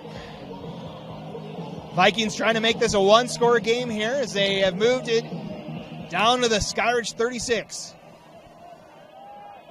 3 wideouts to the right for Rasmussen. Here on 1st and 10. Looking that side. Now pressure comes. Still looking. And he's forced out of bounds. And a flag flies. That was number 10 and number 5 for the Falcons. Jackson Fenton and Tazen Selu over there that forced him out of bounds, but maybe a little too much. Yeah, and in one of those situations where it looked like the defenders were stumbling out of bounds as well, I believe the result's likely going to give Pleasant Grove a first down. We'll see what the final ruling is here from the officials. It's a face mask call on the Falcons, so it is a personal foul. It'll give them a new set of downs, but PG on the move here on their second drive of the quarter. Yeah, and Rasmussen under duress, able to escape outside the pocket. Luckily draws the face mask penalty, which puts them at 1st and 2, I believe it is here. Yeah, so the spot foul off of the tackle for loss doesn't give them a new set of downs, but it's 1st and 1. They'll hand it off. Wolfgrim trying to get to the line again. I think he got back to the line of scrimmage. Yeah, not much on that one for Wolfgram. And, you know, for Pleasant Grove, they've been able to capitalize on a few Skyridge mistakes, but we're still not seeing them execute at a level that's going to allow them to score. They have to get something going on this drive, Matt. With under 4 minutes left in the quarter, there's just not going to be enough time to try and score if you give the ball back to Skyridge without points here. So 2nd and 1 from the 27-yard line here for Pleasant Grove. As Rasmussen will line up under center for this one. The I formation here, and something I don't think the PG coaches liked it, and they're going to call a timeout here with 3:16 to go in the third quarter. Yeah, it looks like there might have been 0 seconds left on the play clock there, and rather than accept the penalty, they're going to call timeout here, Matt. So it's 2nd and 1 now for Pleasant Grove. We'll stay here. We'll want to thank some of our sponsors tonight. Skyridge Football on the Rewind Sports Network on KSLSports.com. It's presented by Heinemann and Associates. Heinemann Associates is a flat-rate law firm that is completely focused on you. Get a free consultation by calling 801-472-7742 or go to utah.law to find the office nearest you.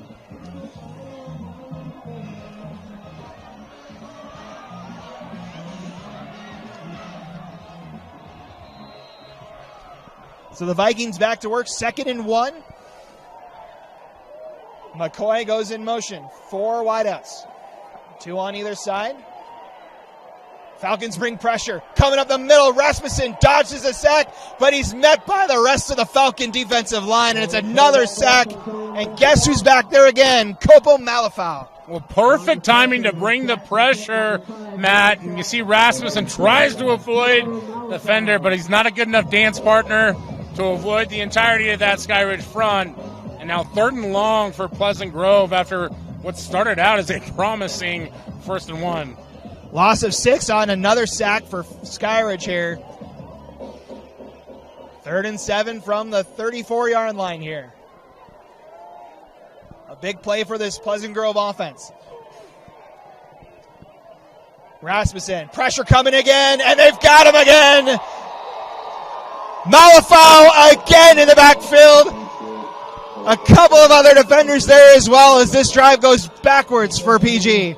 Yeah, just a complete storm front of Skyridge defenders there, led by Mariner and Malafau and Toilolo. And it started out so promising for Pleasant Grove, ends in heartbreaking defeat as they're going to have to punt after being deep into Skyridge territory. They had a 2nd and 1 from the 27. 2 plays later, it's 4th and long from around the 45. Almost a loss of 20 on those 2 plays.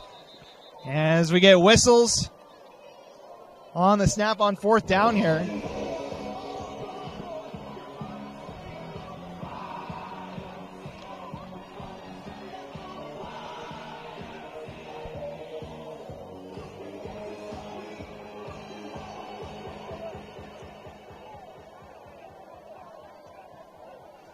As we have a stoppage here, not sure what for. Now it looks like we're ready to get back underway.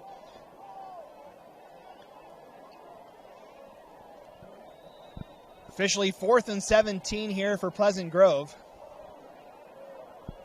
1:45 and counting here in our fast-moving 3rd quarter.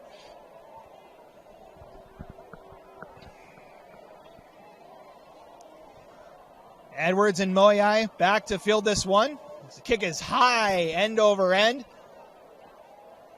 Bounces inside the 15, takes a hop around a couple of bodies, takes a Skyridge bounce out past the 20. And that's where Skyridge will take over. 1:21 to go 3rd quarter. They have a 2-score lead and looking to add to it.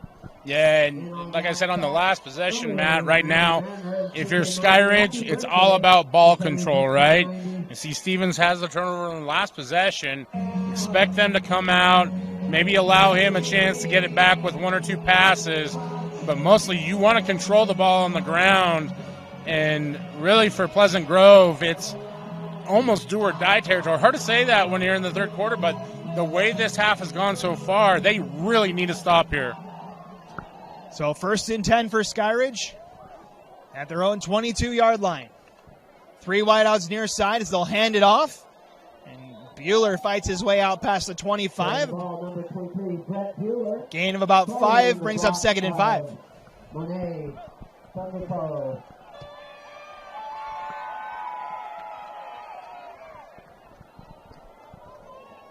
1 minute to go in quarter number 3.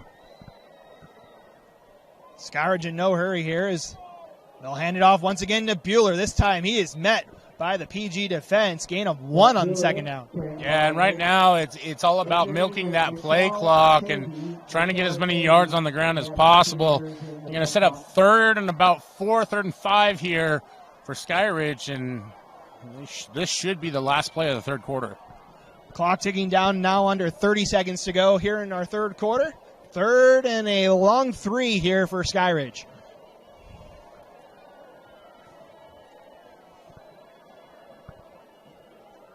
McClellan goes in motion, takes it on the jet sweep, gets run into at the 30-yard line. I believe that was Mickelson, the first one there. On the stop, Dave McCoy. And number 13, Hewitt McBride. As Hewitt McBride also over there too. Now brings up 4th down for Skyridge here as the clock hits zeros, and that will do it for our 3rd quarter. So a fast-moving 3rd frame takes us to what should be an exciting 4th quarter here in Lehigh. It is the undefeated Falcons with a 20-7 lead as we head to the 4th quarter. You're watching high school football here on KSL Sports Rewind. We'll be back in just a minute. Wait for the next game, and they'll be brought. Well, fans, 4th quarter getting ready to go here on a Friday night from Skyridge High. Matt Coma, Brian Brown with you for this one. Skyridge with a 20-7 lead here, but 4th down upcoming Do you see the Falcons potentially doing this, or do you do the field position game here? Well, it's an interesting choice by Coach Hem if he chooses to go for it. With the clock stop, I don't see the advantage to running the offense out there, and they wisely send out the pipe. So Trent Call will kick this one away.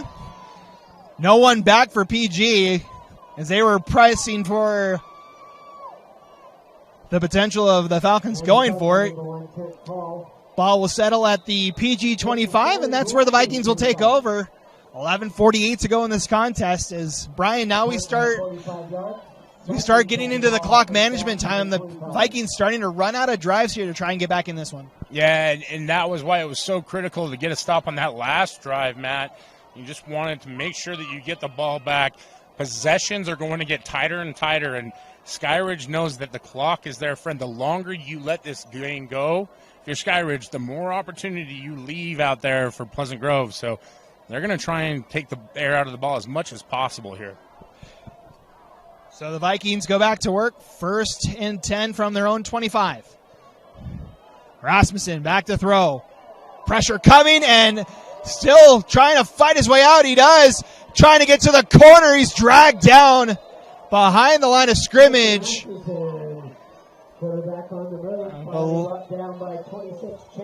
Chance Peterson, the one back there for Skyridge. Rasmussen, good job trying to get out of there. He is slow to get up as he got taken down in an awkward manner over there. He did. Dragged down from behind, not necessarily a horse collar, but just an awkward angle. As can't believe that he was able to escape the first and second defender. If he were a cat, I think he burned every single life on that one, Matt. Ends up being a loss of 3, and we're going to get a timeout. Oh, we have an injured player, looks like. And it is Rasmussen. So he was slow to get up after that collision over on the far side.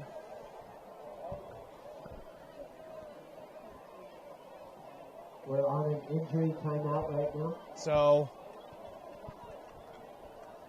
team's going to look at Rasmussen here.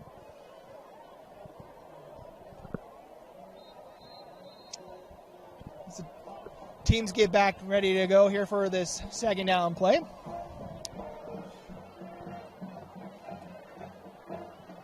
That means now we'll see Bronco Winterton out there at quarterback for this Viking squad after the injury to Rasmussen. Winterton going to take it himself, fights his way for a good gain on second down, gets back to the original line at a yard to it. 3rd and 9 upcoming. Yeah, and you see Rasmussen come back into the game and trying to work off whatever injury that is. Very tough kid. You know he wants to get out there and compete, Matt. Still limping as he was trying to jog back out there, but he is out there back at quarterback. 3rd and 9 upcoming here. Trips to the near side is Rasmussen. Quick throw over the middle. And it's complete to James Clark, but it's not enough for a first down. Here comes the punt unit for PG. Yeah, and for such a valuable possession, just everything going in the opposite direction for Pleasant Grove. You get the injury, you have to burn a play with Bronco at quarterback rather than Rasmussen, and you know, for a game where there's so few possessions left, it's just a really critical missed opportunity there for Pleasant Grove. Clock ticks under 10 minutes to go in this one. Tavian Edwards back to field this kick as it's off, and it'll bounce at about the 40. Takes a Viking bounce and down there at the 40-yard line, and the Falcons will come back out on offense. 9:38 to go in this one. A score here might do it here, Brian, if they can get to the end zone. Yeah, I think a score would for sure put the nail in the coffin, but regardless, like you said, Matt, 9:38 on the clock. This Skyridge offense very capable of taking plenty of time to get that clock down to where it needs to be for them. So 1st and 10 here from their own 40. 3 wideouts to the far side. Stevens elects to throw on first down. Fires over the middle. Scott McClellan inside the 30 and wrestled out of the 25. A big pitching catch from Stevens to McClellan. Well, what do I know? Skyridge comes out immediately and throws an absolute dart from Jackson Stevens to McClellan there. They'll get up and get set. We've seen this with the offense before where they'll get up and get ready to go do the check with me over on the sideline for Coach Hem, depending on where Pleasant Grove is in terms of getting set up. So a new set of downs, 1st and 10 from the 25. Stevens pressured as he throws. Just has to get rid of that one. That was number 44. That's Trevin Gates getting back there for PG. Yeah, Gates coming unaccounted for on that one. Trying to hit Trent Call in the fade, and the ball flutters helplessly into the end zone. No doubt on that particular reception that it was incomplete. So that brings up 2nd down. Clock stops at 9:23 to go.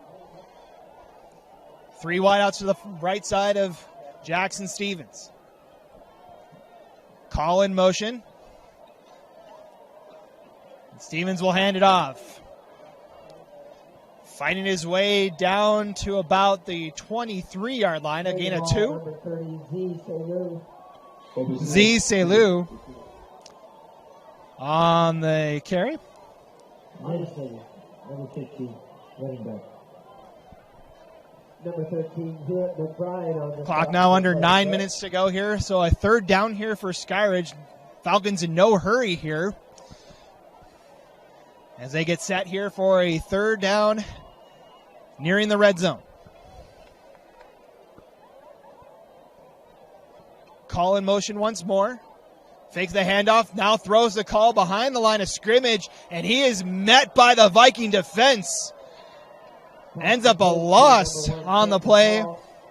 I believe that's McCoy that made the tackle. Yeah, McCoy a little slow to get out there. You saw in the previous play, he ran calling the motion, almost like a decoy. This time tried to hit him in the flat, but nothing doing. McCoy does a great job bringing him to the ground. So it brings up 4th and long here, 4th and 15 for the Falcons. So they'll await the play call here. Play clock down to 10. Game clock now under 8 minutes to go. Stevens, all kinds of time to throw. He's going to take a shot for the end zone, and it's incomplete. No flags on the play, and the Vikings hold. They get another chance to get back in this game. Interesting strategy there from Coach Hem. Kind of in no man's land in terms of where you're located on the field. Now, your defense has played phenomenally all night, right?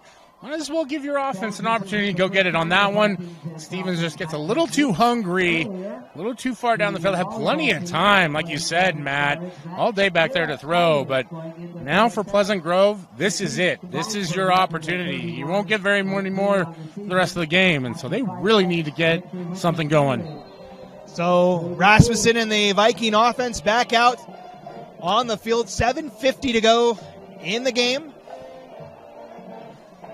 You would think the Vikings need to get something going here on offense as we wind down in this one. Vikings send a man in motion. Rasmussen to pass wide open on the far side. One man to beat. He's got it. Touchdown, Pleasant Grove. Rasmussen pass to fill out. It's Wolfgram. 70 yards, and the Vikings are back in it. Carson Rasmussen will not go down easy. Finds Wolfgram on the simple wheel route, and Wolfgram is off to the races. What a play. What a touchdown. What a response for Pleasant Grove. We talked about it just earlier in the drive. Very first play they come out, get a score. Now for Skyridge, trying to block the PAT. Nothing doing there, and as that goes through the uprights, Pleasant Grove closes this to a one-score game, Matt, 20-14. We said the Vikings needed something on offense, and they found it in a big way as Carson Rasmussen finds Wolfgram for a 70-yard touchdown to get him back in it. Yeah, just a great job by Rasmussen. Great play call. Not sure if that was the one that they've been sitting on or if it was something that the coaching staff saw, but Nevertheless, they needed to come through. Carson Rasmussen delivers to Wolfgram. Haven't seen him catch a lot of balls out of the backfield all day, and on that one, nobody was catching him. Well, and it was a perfect setup. They sent everybody to the near side. Wolfgram was by himself. He only had one man to beat. He ends up using his legs to get it done for PG here. 7:39 to go. It's now a 6-point game, as the Vikings will get set to kick this one away. Keep a note, they did go for the onside kick to start the half, so we'll see what they elect to do here. Kick is away. Line drive kick will go into the end zone. And Jackson Stevens and this Skyridge offense will come back out. Now only holding on to a 6-point lead. Does the game plan change at all for this Falcons offense? Well, you still have a lead, and I think the biggest enemy to you right now is that clock. But what you need to do is you need to execute. It seems like Skyridge has become really complacent, not in terms of play calling, but in terms of effort. And that's where the problem lies, Matt, is these guys have to come out. The game's not over, and now it's up to this offense to compete and execute. We saw last time they came out and threw a beautiful pass to McClellan. Wonder if they do something similar here. They send 4 wideouts here on 1st and 10 from their own 20. Stevens will hand it off. Z. Selu will get about a yard on that one, as Pleasant Grove standing tall in the run game here. Yeah, you see the injury to Carter Sheffield, who started out the game, becoming critical here in the later moments as Skyridge trying to run the ball, and that offensive line is not getting any movement. So 2nd and a long 8 here. So they'll send him in motion. Selu on the carry again, fights his way for maybe another 2 yards, and now 3rd down here for Skyridge.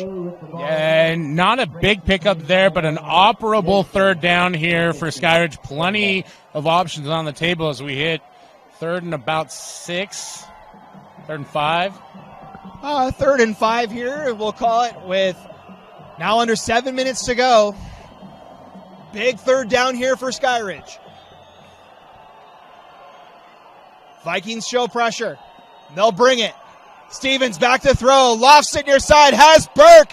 Came back to get it, and I think he's going to be a yard shy of the 1st down. Yeah, he is going to be just a yard short there, Matt. You can see Stevens does a nice job to find Burke. He's just not able to escape the defender, and on 4th and very short, Skyridge is up trying to test Pleasant Grove, and I believe that Pleasant Grove has called a timeout. That's their last one of this half, Brian, too, as there was some miscommunication as Skyridge went straight to the line to try and go for it. PG forced to burn their final timeout here with 6:15 to go in this contest.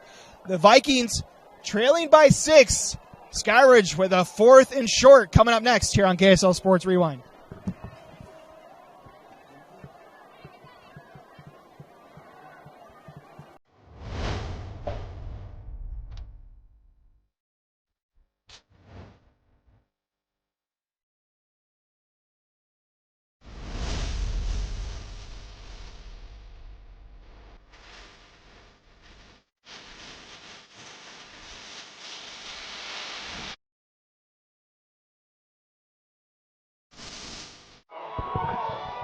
So the offense trots back out here for a 4th and short in their own territory. Vikings show pressure again as Stevens will back off and get the call. And it's a quick snap. Bueller mishandles it. Ball's on the ground. Who's got it? It doesn't matter. It's short anyway. The Vikings hold. Wow, what a play call by Coach Ham. Unfortunately, with the bobble snap, leaves Bueller just short. And Pleasant Grove up to the task. What a massive stop and turnover, whether it's the fumble or on downs. That Pleasant Grove defense stood tall, told Skyridge, not today. The PG defense has been stout all night. They give it back to their offense with 6 minutes to go, trailing by 6. 1st and 10, PG from the 29.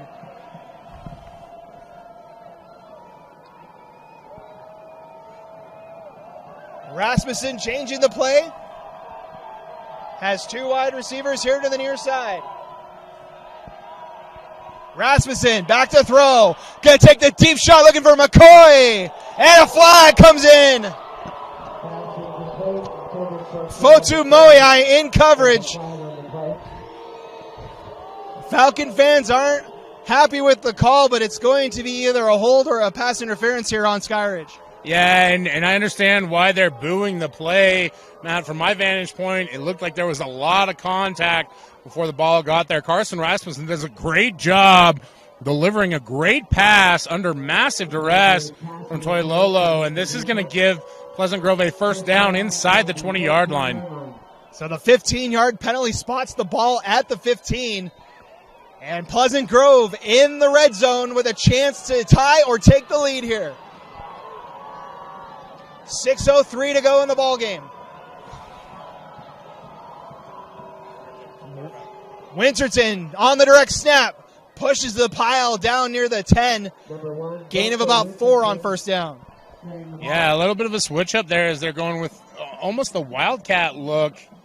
I'm seeing some of that is just Rasmussen a little dinged up, so not able to run, but what a tough, gritty effort from number 15.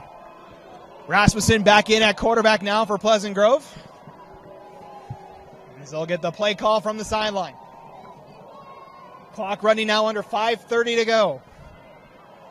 2nd and 6 from the 11. Rasmussen, quick shot, looking near side, and he's got it. What a catch!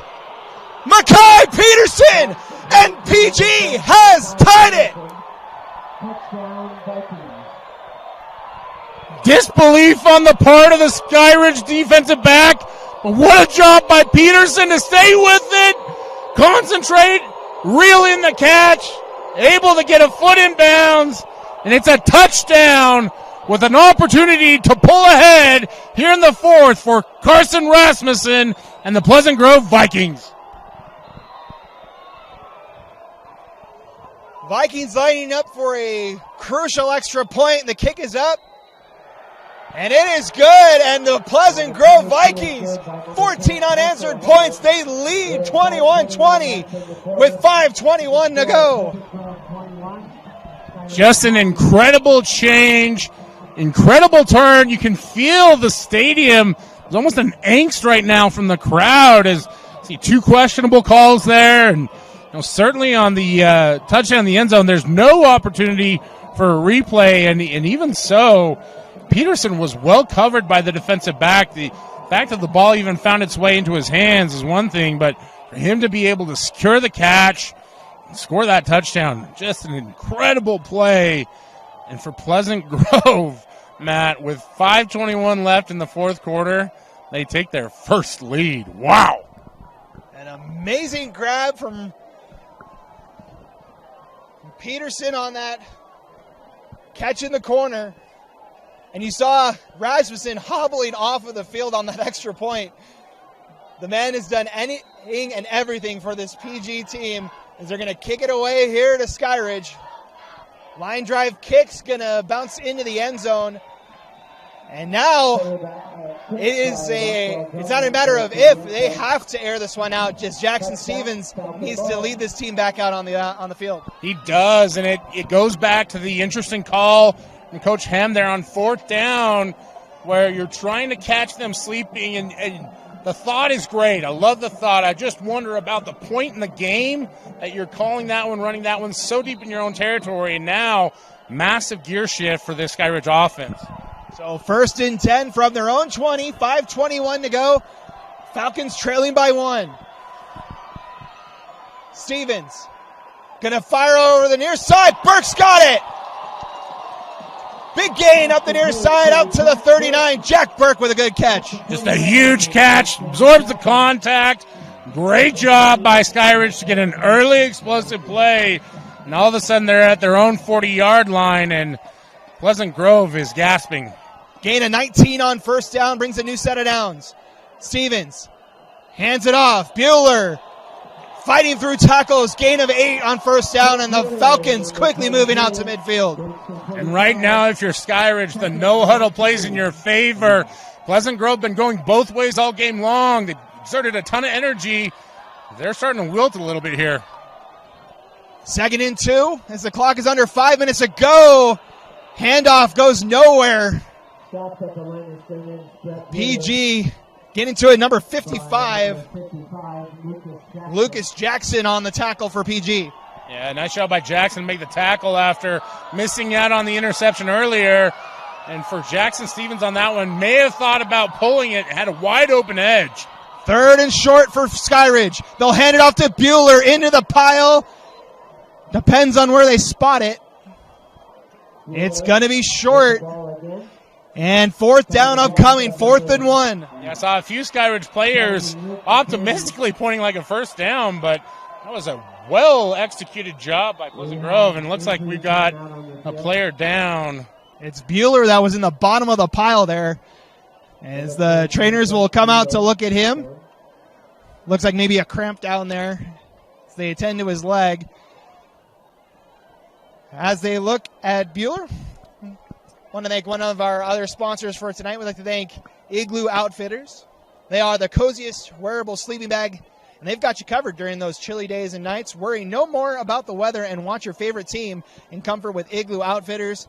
Go to iglooOutfitters.com and enter the code REWIND for $20 off. Never miss the moments with Igloo Outfitters.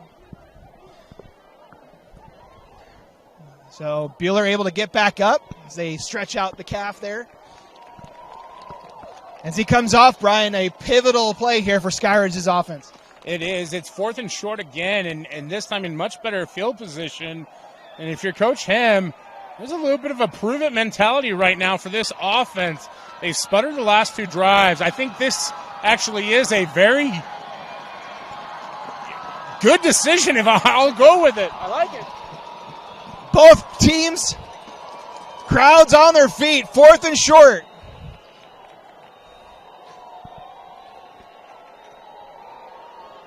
Play call comes in. 3 receivers to the near side. They'll hand it off. Fighting his way for a first down. It's Selu who's got the first down. Move the chains for Falcons. Listen, when you're a great team with a lot of talent like Skyridge, sometimes it can be so easy. On that one, it's an opportunity to prove who the tougher mindset is in the arena. And right there, Skyridge comes through. Coming up on 3:30 to go. Clock is running. 1st and 10 from the 49. Stevens. Back to throw. Pressure coming. Throws over the middle. He's got his receiver. Colby Smith with another first down. Yeah, just a massive swing in momentum here. Skyridge in complete control. And now as they're driving into Pleasant Grove territory, the task becomes trying to time this so that you don't leave too much time for Pleasant Grove to get another drive. Clock's at 3:05 and counting. 1st and 10 for Skyridge from the 38. Stevens, near side, Smith, brought down near the 30. Gain of about 6 on first down. And under 3 minutes to play. Nice job by Smith. Secure the catch, get down, let that clock work. And for Skyridge right now, you're almost into field goal territory, Matt, and that's all you need to win this game is just a field goal. They're in a great situation. 2nd and 4. Stevens back to the air again. Going to take a shot for the end zone. Burke goes down. No flag. And you can hear the Boo Birds again as Burke goes down. And, he did have that ankle taped up earlier in the game here on the sideline. I have to wonder if it's tripped or contact or what it was. Regardless, that ball looked like it was well outside of his reach. And for Jackson Stevens, I understand the thought that you want to go get a touchdown, but right now the bigger concern is controlling the football. So 3rd and 4 here, 2:28 to go. Stevens again, pressure coming, dumps the screen pass, has Selu inside the 25, another first down for Skyridge. Nice job on the play call, and great job by Stevens. Finds Selu in the flat on the screen, and he moves the chains. And more importantly, Matt, that clock will continue to tick. 2:20 and counting. First down, Skyridge from the Pleasant Grove 24. Pressure coming for the Vikings. Stevens throwing to the far side, has Burke near the first down marker, stays in bounds, and another first down as Skyridge enters the red zone. And a flag flies late. And this one, I'm not sure about the late flag other than maybe some extracurriculars there on the far sideline. Yeah, I do believe there could have been something said to the official. Tension has been high. This is very much a rivalry, even though Lehigh and Pleasant Grove aren't next to each other. Every school is very competitive here in Utah County, and looks like this one's going to back up Skyridge. Boy, and for this fan base, you can feel the animosity. They feel like every call right now is going against them. So they pick up the first down, but the unsportsmanlike conduct call backs up the Falcons back to their own 28-yard line. It'll still be first down, about 1st and 14 with 2:10 to go. Oh, they'll reset the down, so it'll be 1st and 10 from the 27. Because they did pick up the first down on the last play. We reset. Clock running now under 2:10. Stevens in the offense trying to get something going. Stevens, bubble screen. McClellan has room. There he goes up the far side. Dodges a man. And he's into the end zone. Trevin McClellan. Touchdown, Skyridge.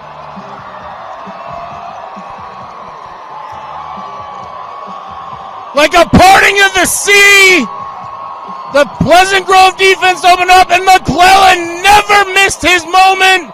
He flies into the Skyridge end zone for the go-ahead touchdown, pending the PAT here, and it looks like Skyridge has the offense out on the field to go for two, Matt, with under 2 minutes left. I have to agree with Coach Hem here. You have to go for two. 2 points would make it a 7-point game here because of that blocked extra point on the first touchdown. Skyridge is going to use a timeout and talk about it here. But 1:52 to go. Skyridge generates a fantastic drive, finds the end zone, and they're back in front in this one. Yeah, the screen game has been absolutely dynamite all game long for Skyridge, and on that one, it's a great play call. Stevens finds McClellan. McClellan knows what to do, finds the end zone, and this place was electric. It wasn't just the S that was lit, it was the entire crowd. You could hear it from the entire fan base that's just right below us here. Skyridge able to jump ahead in the final minutes here. Teams making their way back out for this extra point attempt. And the offense is going to stay out there, so the Falcons will go for two. Try and make it a 7-point game.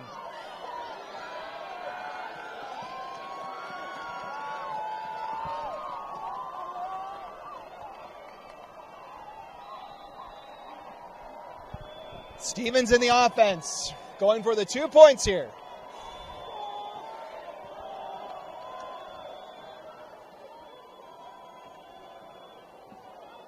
Handoff. Bueller's got it. 2-point conversion is good, and Skyridge has a 7-point lead. What else would you expect in that moment? Just an absolutely dominating drive, and the 2-point capper there with Bueller as he dives into the end zone. And for Skyridge, an incredible response, capped off by a couple big plays, Matt, but even more so, a critical 4th down conversion and 4th and 1 there at midfield. And mentioned it a couple times on the broadcast, there are so many players for Pleasant Grove that go both ways, and have to wonder if fatigue played a little bit of a role in that one. So after the 2-point conversions, 28-21 our score, 1:52 to go in this contest. The board says PG has 1 timeout remaining. As the Falcons get ready to kick this one off. McCoy and Mickelson back to return. Mickelson won't get a chance at it as it goes into the end zone. And the Vikings, with 1:52 to go, can try and generate a drive here to force overtime. Yeah, with under 2 minutes left, it's going to be a difficult proposition for Pleasant Grove. Momentum completely in the favor of the Falcons. But, Matt, it's Carson Rasmussen. How many times has he been left for dead tonight, only to respawn like the Undertaker rising from the dead? He's not quite a wrestler size, but I tell you what, the persona is there.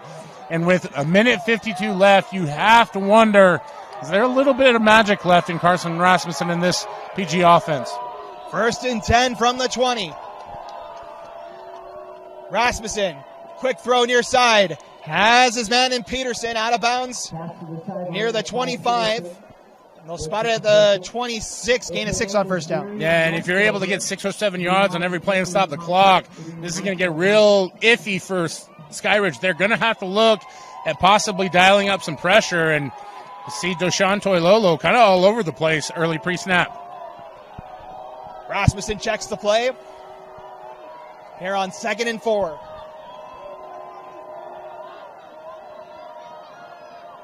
Four-man rush. Pass near side. Has his man Peterson.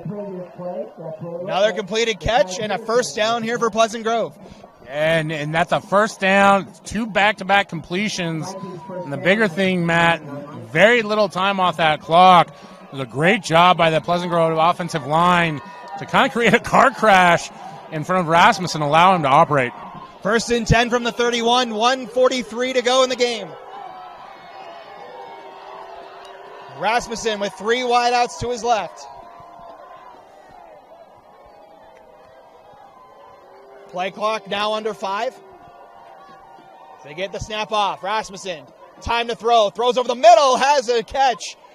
That is Tanner Blake over the middle, gets about 7 on first down. Boy, and I tell you what, a critical bobble there by the official as Pleasant Grove trying to get up and get set here.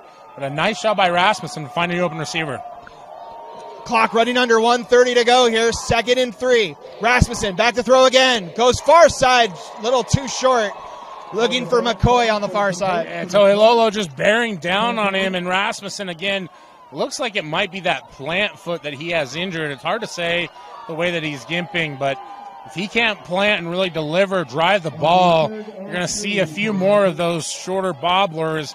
It's such a long throw on the field side out. Clock stops at 1:18 to go, 3rd and 3. Falcons fans on their feet. Falcons show pressure. Rasmussen stays in, throws wide open. Peterson out past the 45 and out of bounds. A first down for the Vikings. Yeah, again, Rasmussen standing tall in the pocket despite only being 5'10", delivers to Peterson, and Peterson looks like he's cramp or something down here on the near sideline, and this is going to be an injury timeout. Maybe it was an equipment issue, hard to see. As he walks off, it looks like he's probably going to have to leave the game for one play with the official timeout. And, Matt, that brings up an interesting conundrum as you lose one of your best players so far in this drive for a play. He's had 3 catches on this drive alone. He had that huge catch in the end zone that gave the Vikings the lead. He'll have to sit out for this play as it's now 1st and 10 from the 47. Screen pass. Connects. Wolfgram into Skyridge territory. And he's out of bounds near the 40-yard line. A good run from Wolfgram gets another first down. Terrific anticipation of the pressure from Skyridge. Finds Wolfgram for the screen, and he darts his way for a first down. 1:09 to go. PG in Skyridge territory at the 41-yard line. 1st and 10.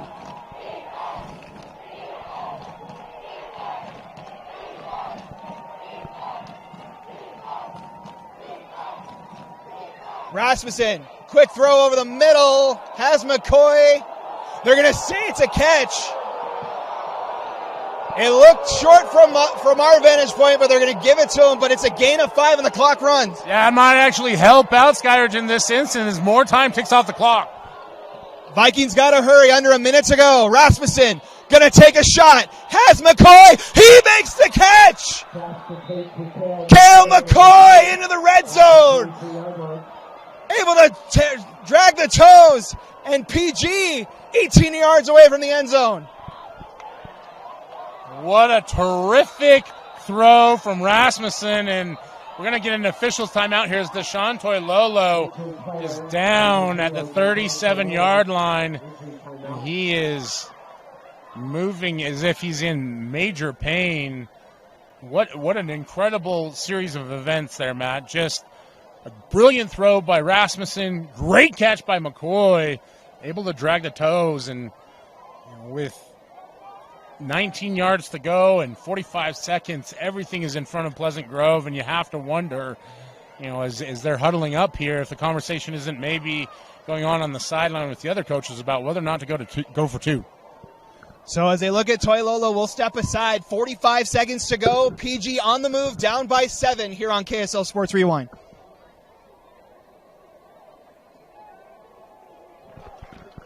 Welcome back as you see Deshaun Toilolo needing to be helped off the field. Not what anybody wants to see, Brian, as he needs to be helped off to the sideline here. Yeah, and you can see it's something bad as he needs a lot of assistance to get off the field. And for Skyridge now, they're about to be tested. 1st and 10 from the 18-yard line. 45 seconds to go in the game. Vikings need a touchdown to tie it.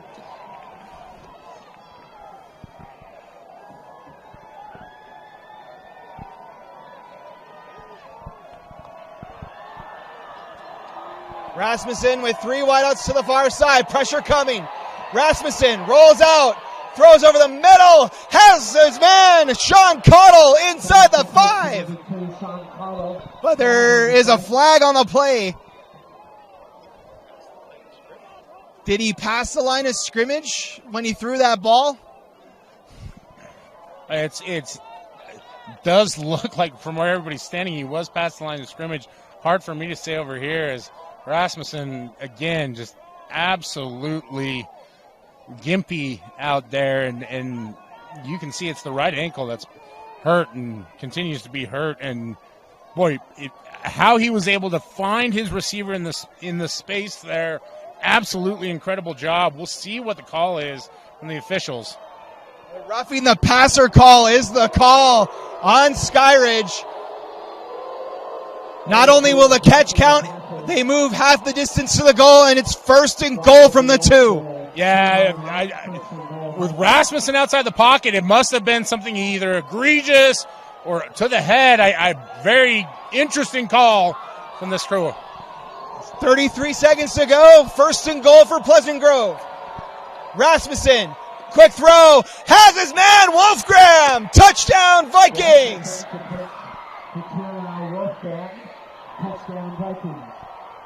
And the Vikings are an extra point away from tying this game, or potentially going for 2 and leading this game.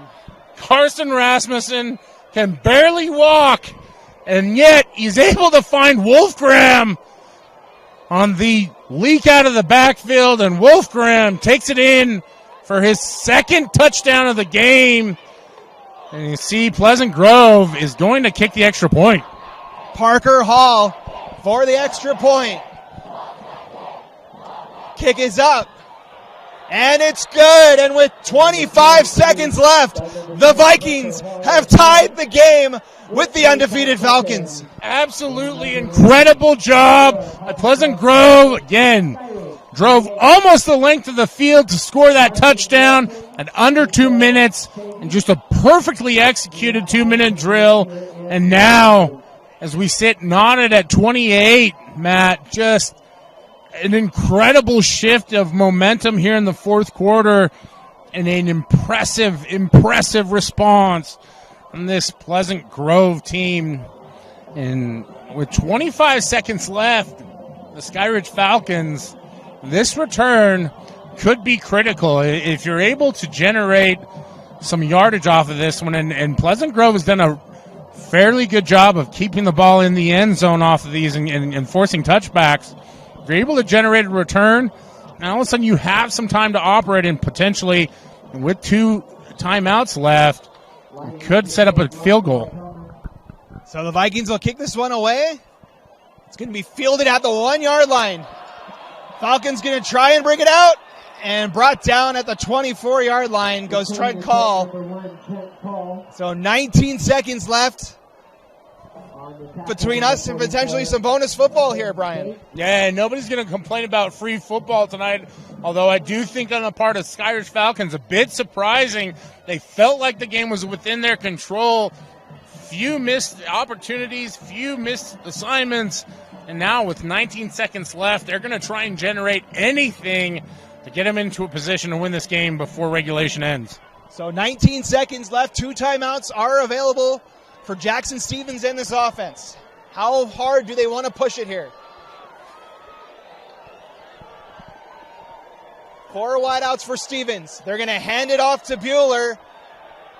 Gain of 1 on the play. No timeout's going to be called, and this is going to mean we're going to overtime, Brian. Boy, interesting choice by Coach Hem.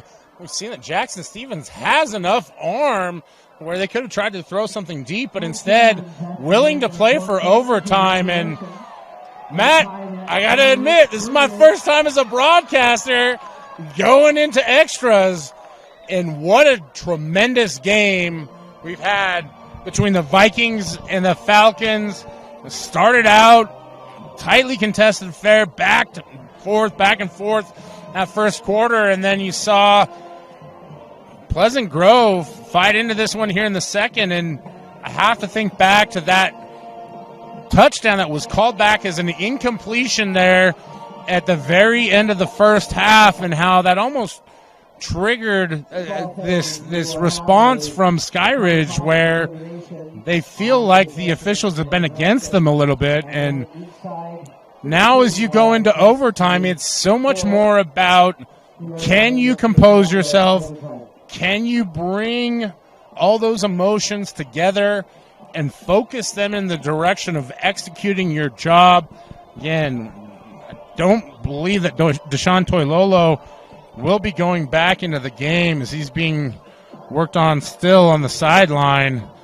And so we'll wait for the coin toss here, and you know, what an opportunity for Pleasant Grove, really. Just a tremendous effort by them. It's been an amazing game from both of these teams. It's Pleasant Grove able to get a last-minute touchdown.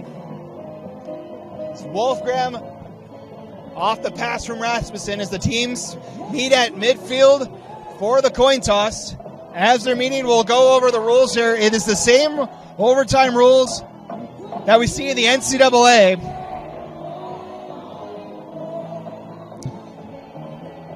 So we'll see each team will get a possession from the 25-yard line.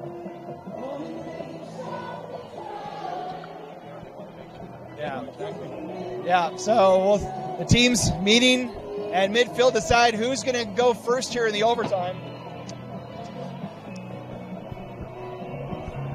And you see the coin toss out here, and the Don't Stop Believin' blares over the loudspeakers. It was like an attempt to try and engage everyone. But, Matt, I think the bigger story coming into this overtime is just two teams where you have Pleasant Grove, who truly believes in themselves right now, pending this coin flip, and then a Skyridge team that right now has to find some composure as they've just been flat-out outplayed here in the fourth quarter. Now, whether you want to say that was by the officials or Pleasant Grove, I'll leave that up to the viewer at home, but for the Falcons right now, it's about gaining that composure, and for Pleasant Grove, can you last for one more extra series? So we're going to play on the north side of the field. As you see, Toilolo being looked at still here on the home bench. So he will not be a part of this Skyridge defense. So we get set for overtime.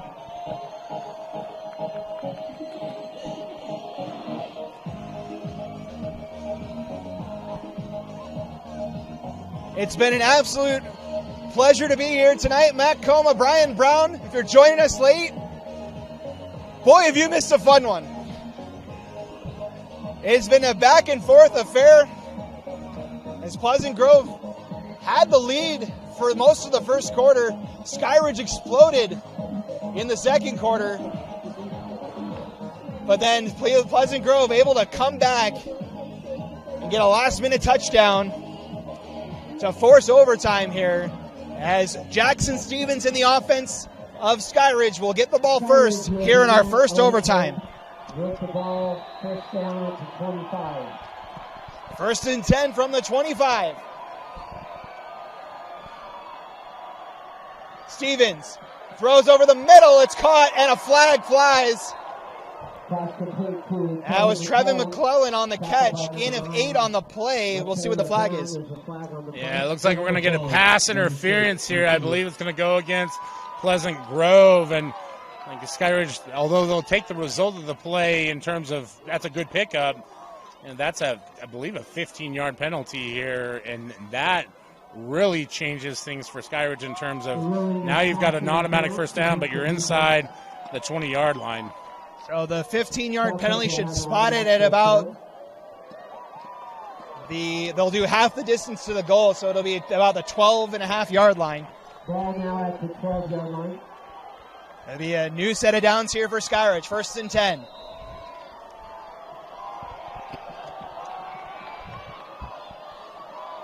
Four wideouts spread across the field for Stevens. First down, fakes the handoff, throws near side. Colby Smith's got it, but he's met by the Vikings defense.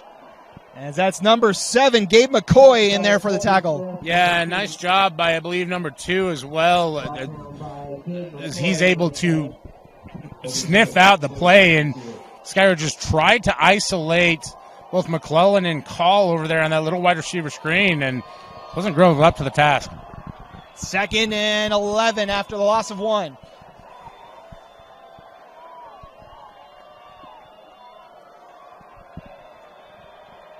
Three wideouts to the far side for Stevens. Vikings show pressure. Stevens stays in the pocket and throws, but it's incomplete as he took a shot from number 8. That's to allow Wolfgram, the guy who had the game-tying touchdown. Yeah, and Wolfgram does a nice job of playing the pressure. But the bigger news, Matt, now it's 3rd and long here for the Skyridge offense. They can pick up a first down, but very critical set of downs for the Falcons. Need to get to the 3-yard line for a first down. 3rd and 11.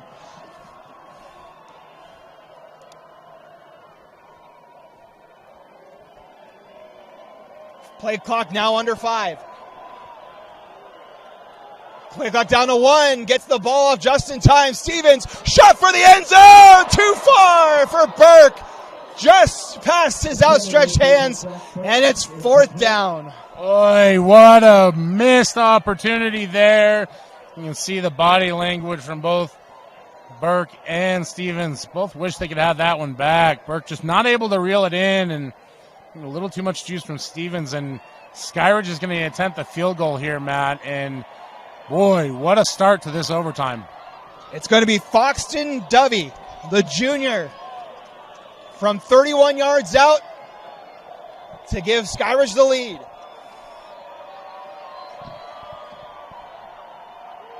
Hold is good, kick is away, and it is good.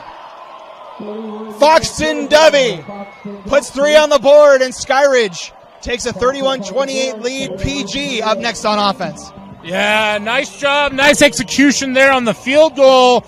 And just a little bit of a consolation prize as Skyridge really tried to get that ball in the end zone. And now up to the task of this defense, which for the most part, Matt, has done a great job all night long. But they are going to be without the great equalizer, number 0, Deshaun Toilolo. And this is a Pleasant Grove offense that's coming into this overtime with an absolute ton of momentum. We'll see how Rasmussen's ankle holds up. They've scored on 2 straight drives. First drive of overtime. First and 10 from the 25. A touchdown wins it for the Vikings. Rasmussen lofts the ball to the far side, broken up. Big collision on the far side. As that's number 24, Mark Baird, breaking up the play. Phenomenal job by Baird, tracking the ball, making the play, and then insult to injury is the big hit laid over there on the sideline, and looks like that Pleasant Grove player is down still, Matt. I don't believe that they're going to give him an injury timeout, but something to keep an eye on there on the far sideline. That is Mackay Peterson, and is down over on the far side at about the 10-yard line. They're looking at him just off of the field here. So the officials trying to decide. I think there is a flag down on the field as well at about the 13-yard line. There's a flag on the play. And we'll see what the call is. It's a personal foul, and it's on the Falcons. Another personal foul against this Falcon defense gives Pleasant Grove a first down at the 12-yard line. Yeah, and unfortunately we do not have a microphone on the head official there, so we're not able to hear if it was unnecessary roughness or too high of a hit or whatever the situation was. But the bottom line, Matt, this puts Pleasant Grove immediately into scoring position with a fresh set of downs. It's been over a calendar year since the last time the Falcons have lost a game. Corner Canyon, September 2022, last time this Falcons team has suffered a loss. As we're going to get a timeout, I believe, here? Or are they still looking at Peterson over on the far side over there?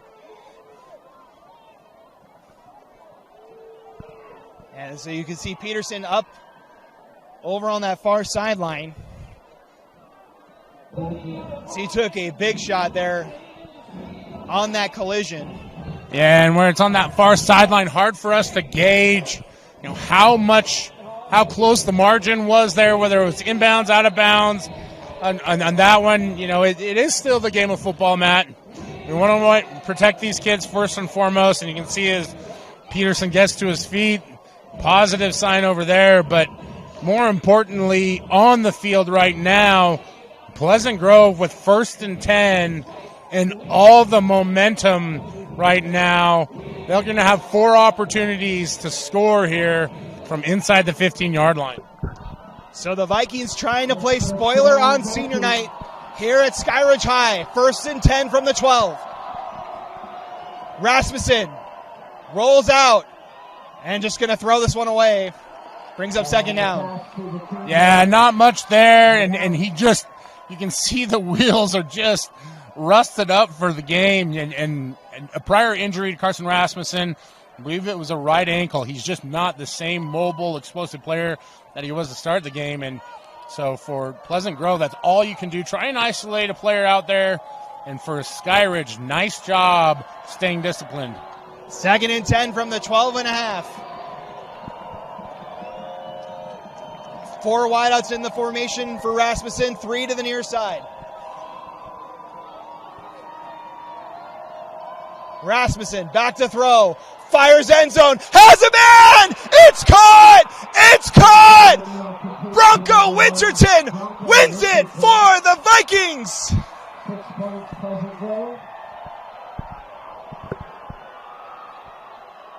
Touchdown. And that concludes the overtime, and that concludes the football game.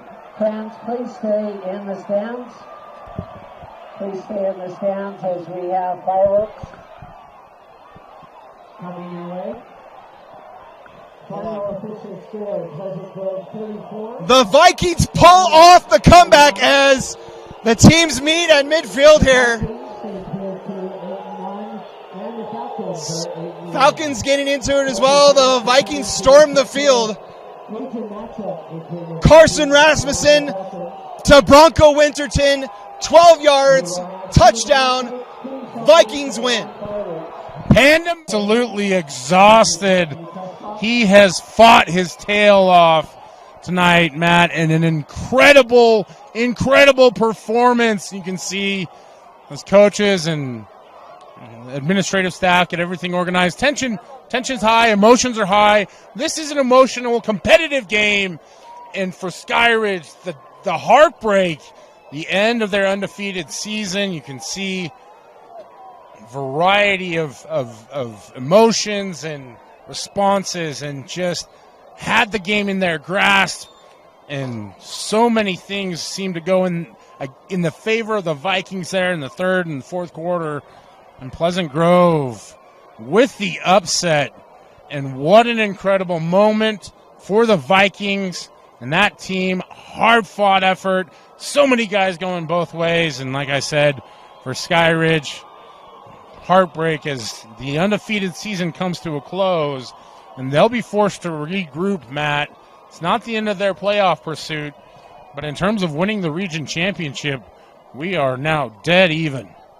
As you mentioned, this is a 3-horse race now for the Region 3 crown, as the loss now makes a 3-way tie between Pleasant Grove, Skyridge, and American Fork. This Falcon squad does have to go on the road to take on the Cavemen next week. And a win by Skyridge and a win for PG next week against Lehigh would force a 3-way tie of the Region 3 crown. What a game tonight, folks. It has been a fun one here, as Pleasant Grove down 20-7 in the fourth quarter with about 6 minutes left comes all the way back, forces overtime with a game-tying touchdown in the final minute, and then Carson Rasmussen on one leg connects with Bronco Winterton for the game-winning touchdown in overtime. I think I know who it's going to be, but Brian, give me your player of the game tonight. Yeah, it's no one else other than Carson Rasmussen. And what an incredible effort. You know, we knew coming into this one that he was the spark, the motor of this offense. But talk about the heartbeat and toughness, gritty. The term warrior comes to mind. Not just to fight through the injury, but the mindset to stay calm and collected and even keeled throughout the course of the ups and downs and the ebbs and flows of the game. Just a fantastic job by him. And he had a hand in every touchdown tonight, one way or another. And just a tremendous game for Rasmussen, a tremendous win for Pleasant Grove as you see them on the far sidelines and celebrating with the fans. So that'll do it for us here tonight. We want to thank each and every one of you for watching tonight's game. With the win, Pleasant Grove moves to 8-1 and 3-1 in Region 3. With the loss, Skyridge falls to 8-1 on the season, their first loss since September 23rd of last season to Corner Canyon. As now they move to 3-1 in region play. Skyridge heads on the road next week to take on American Fork. And this PG squad will be back at home for their senior night as they'll host the Lehigh Pioneers to close out the regular season. It's been a fun one tonight. Thank you so much for watching tonight. For everybody here with the KSL Sports Rewind crew, for Brian Brown, for Doug, our amazing cameraman, I'm Matt Coma. Signing off from Skyridge High, the Pleasant Grove Vikings pull it off in overtime, 34-31, your final score. You've been watching high school football on KSL Sports Rewind. Have a great rest of your night and enjoy the rest of your weekend.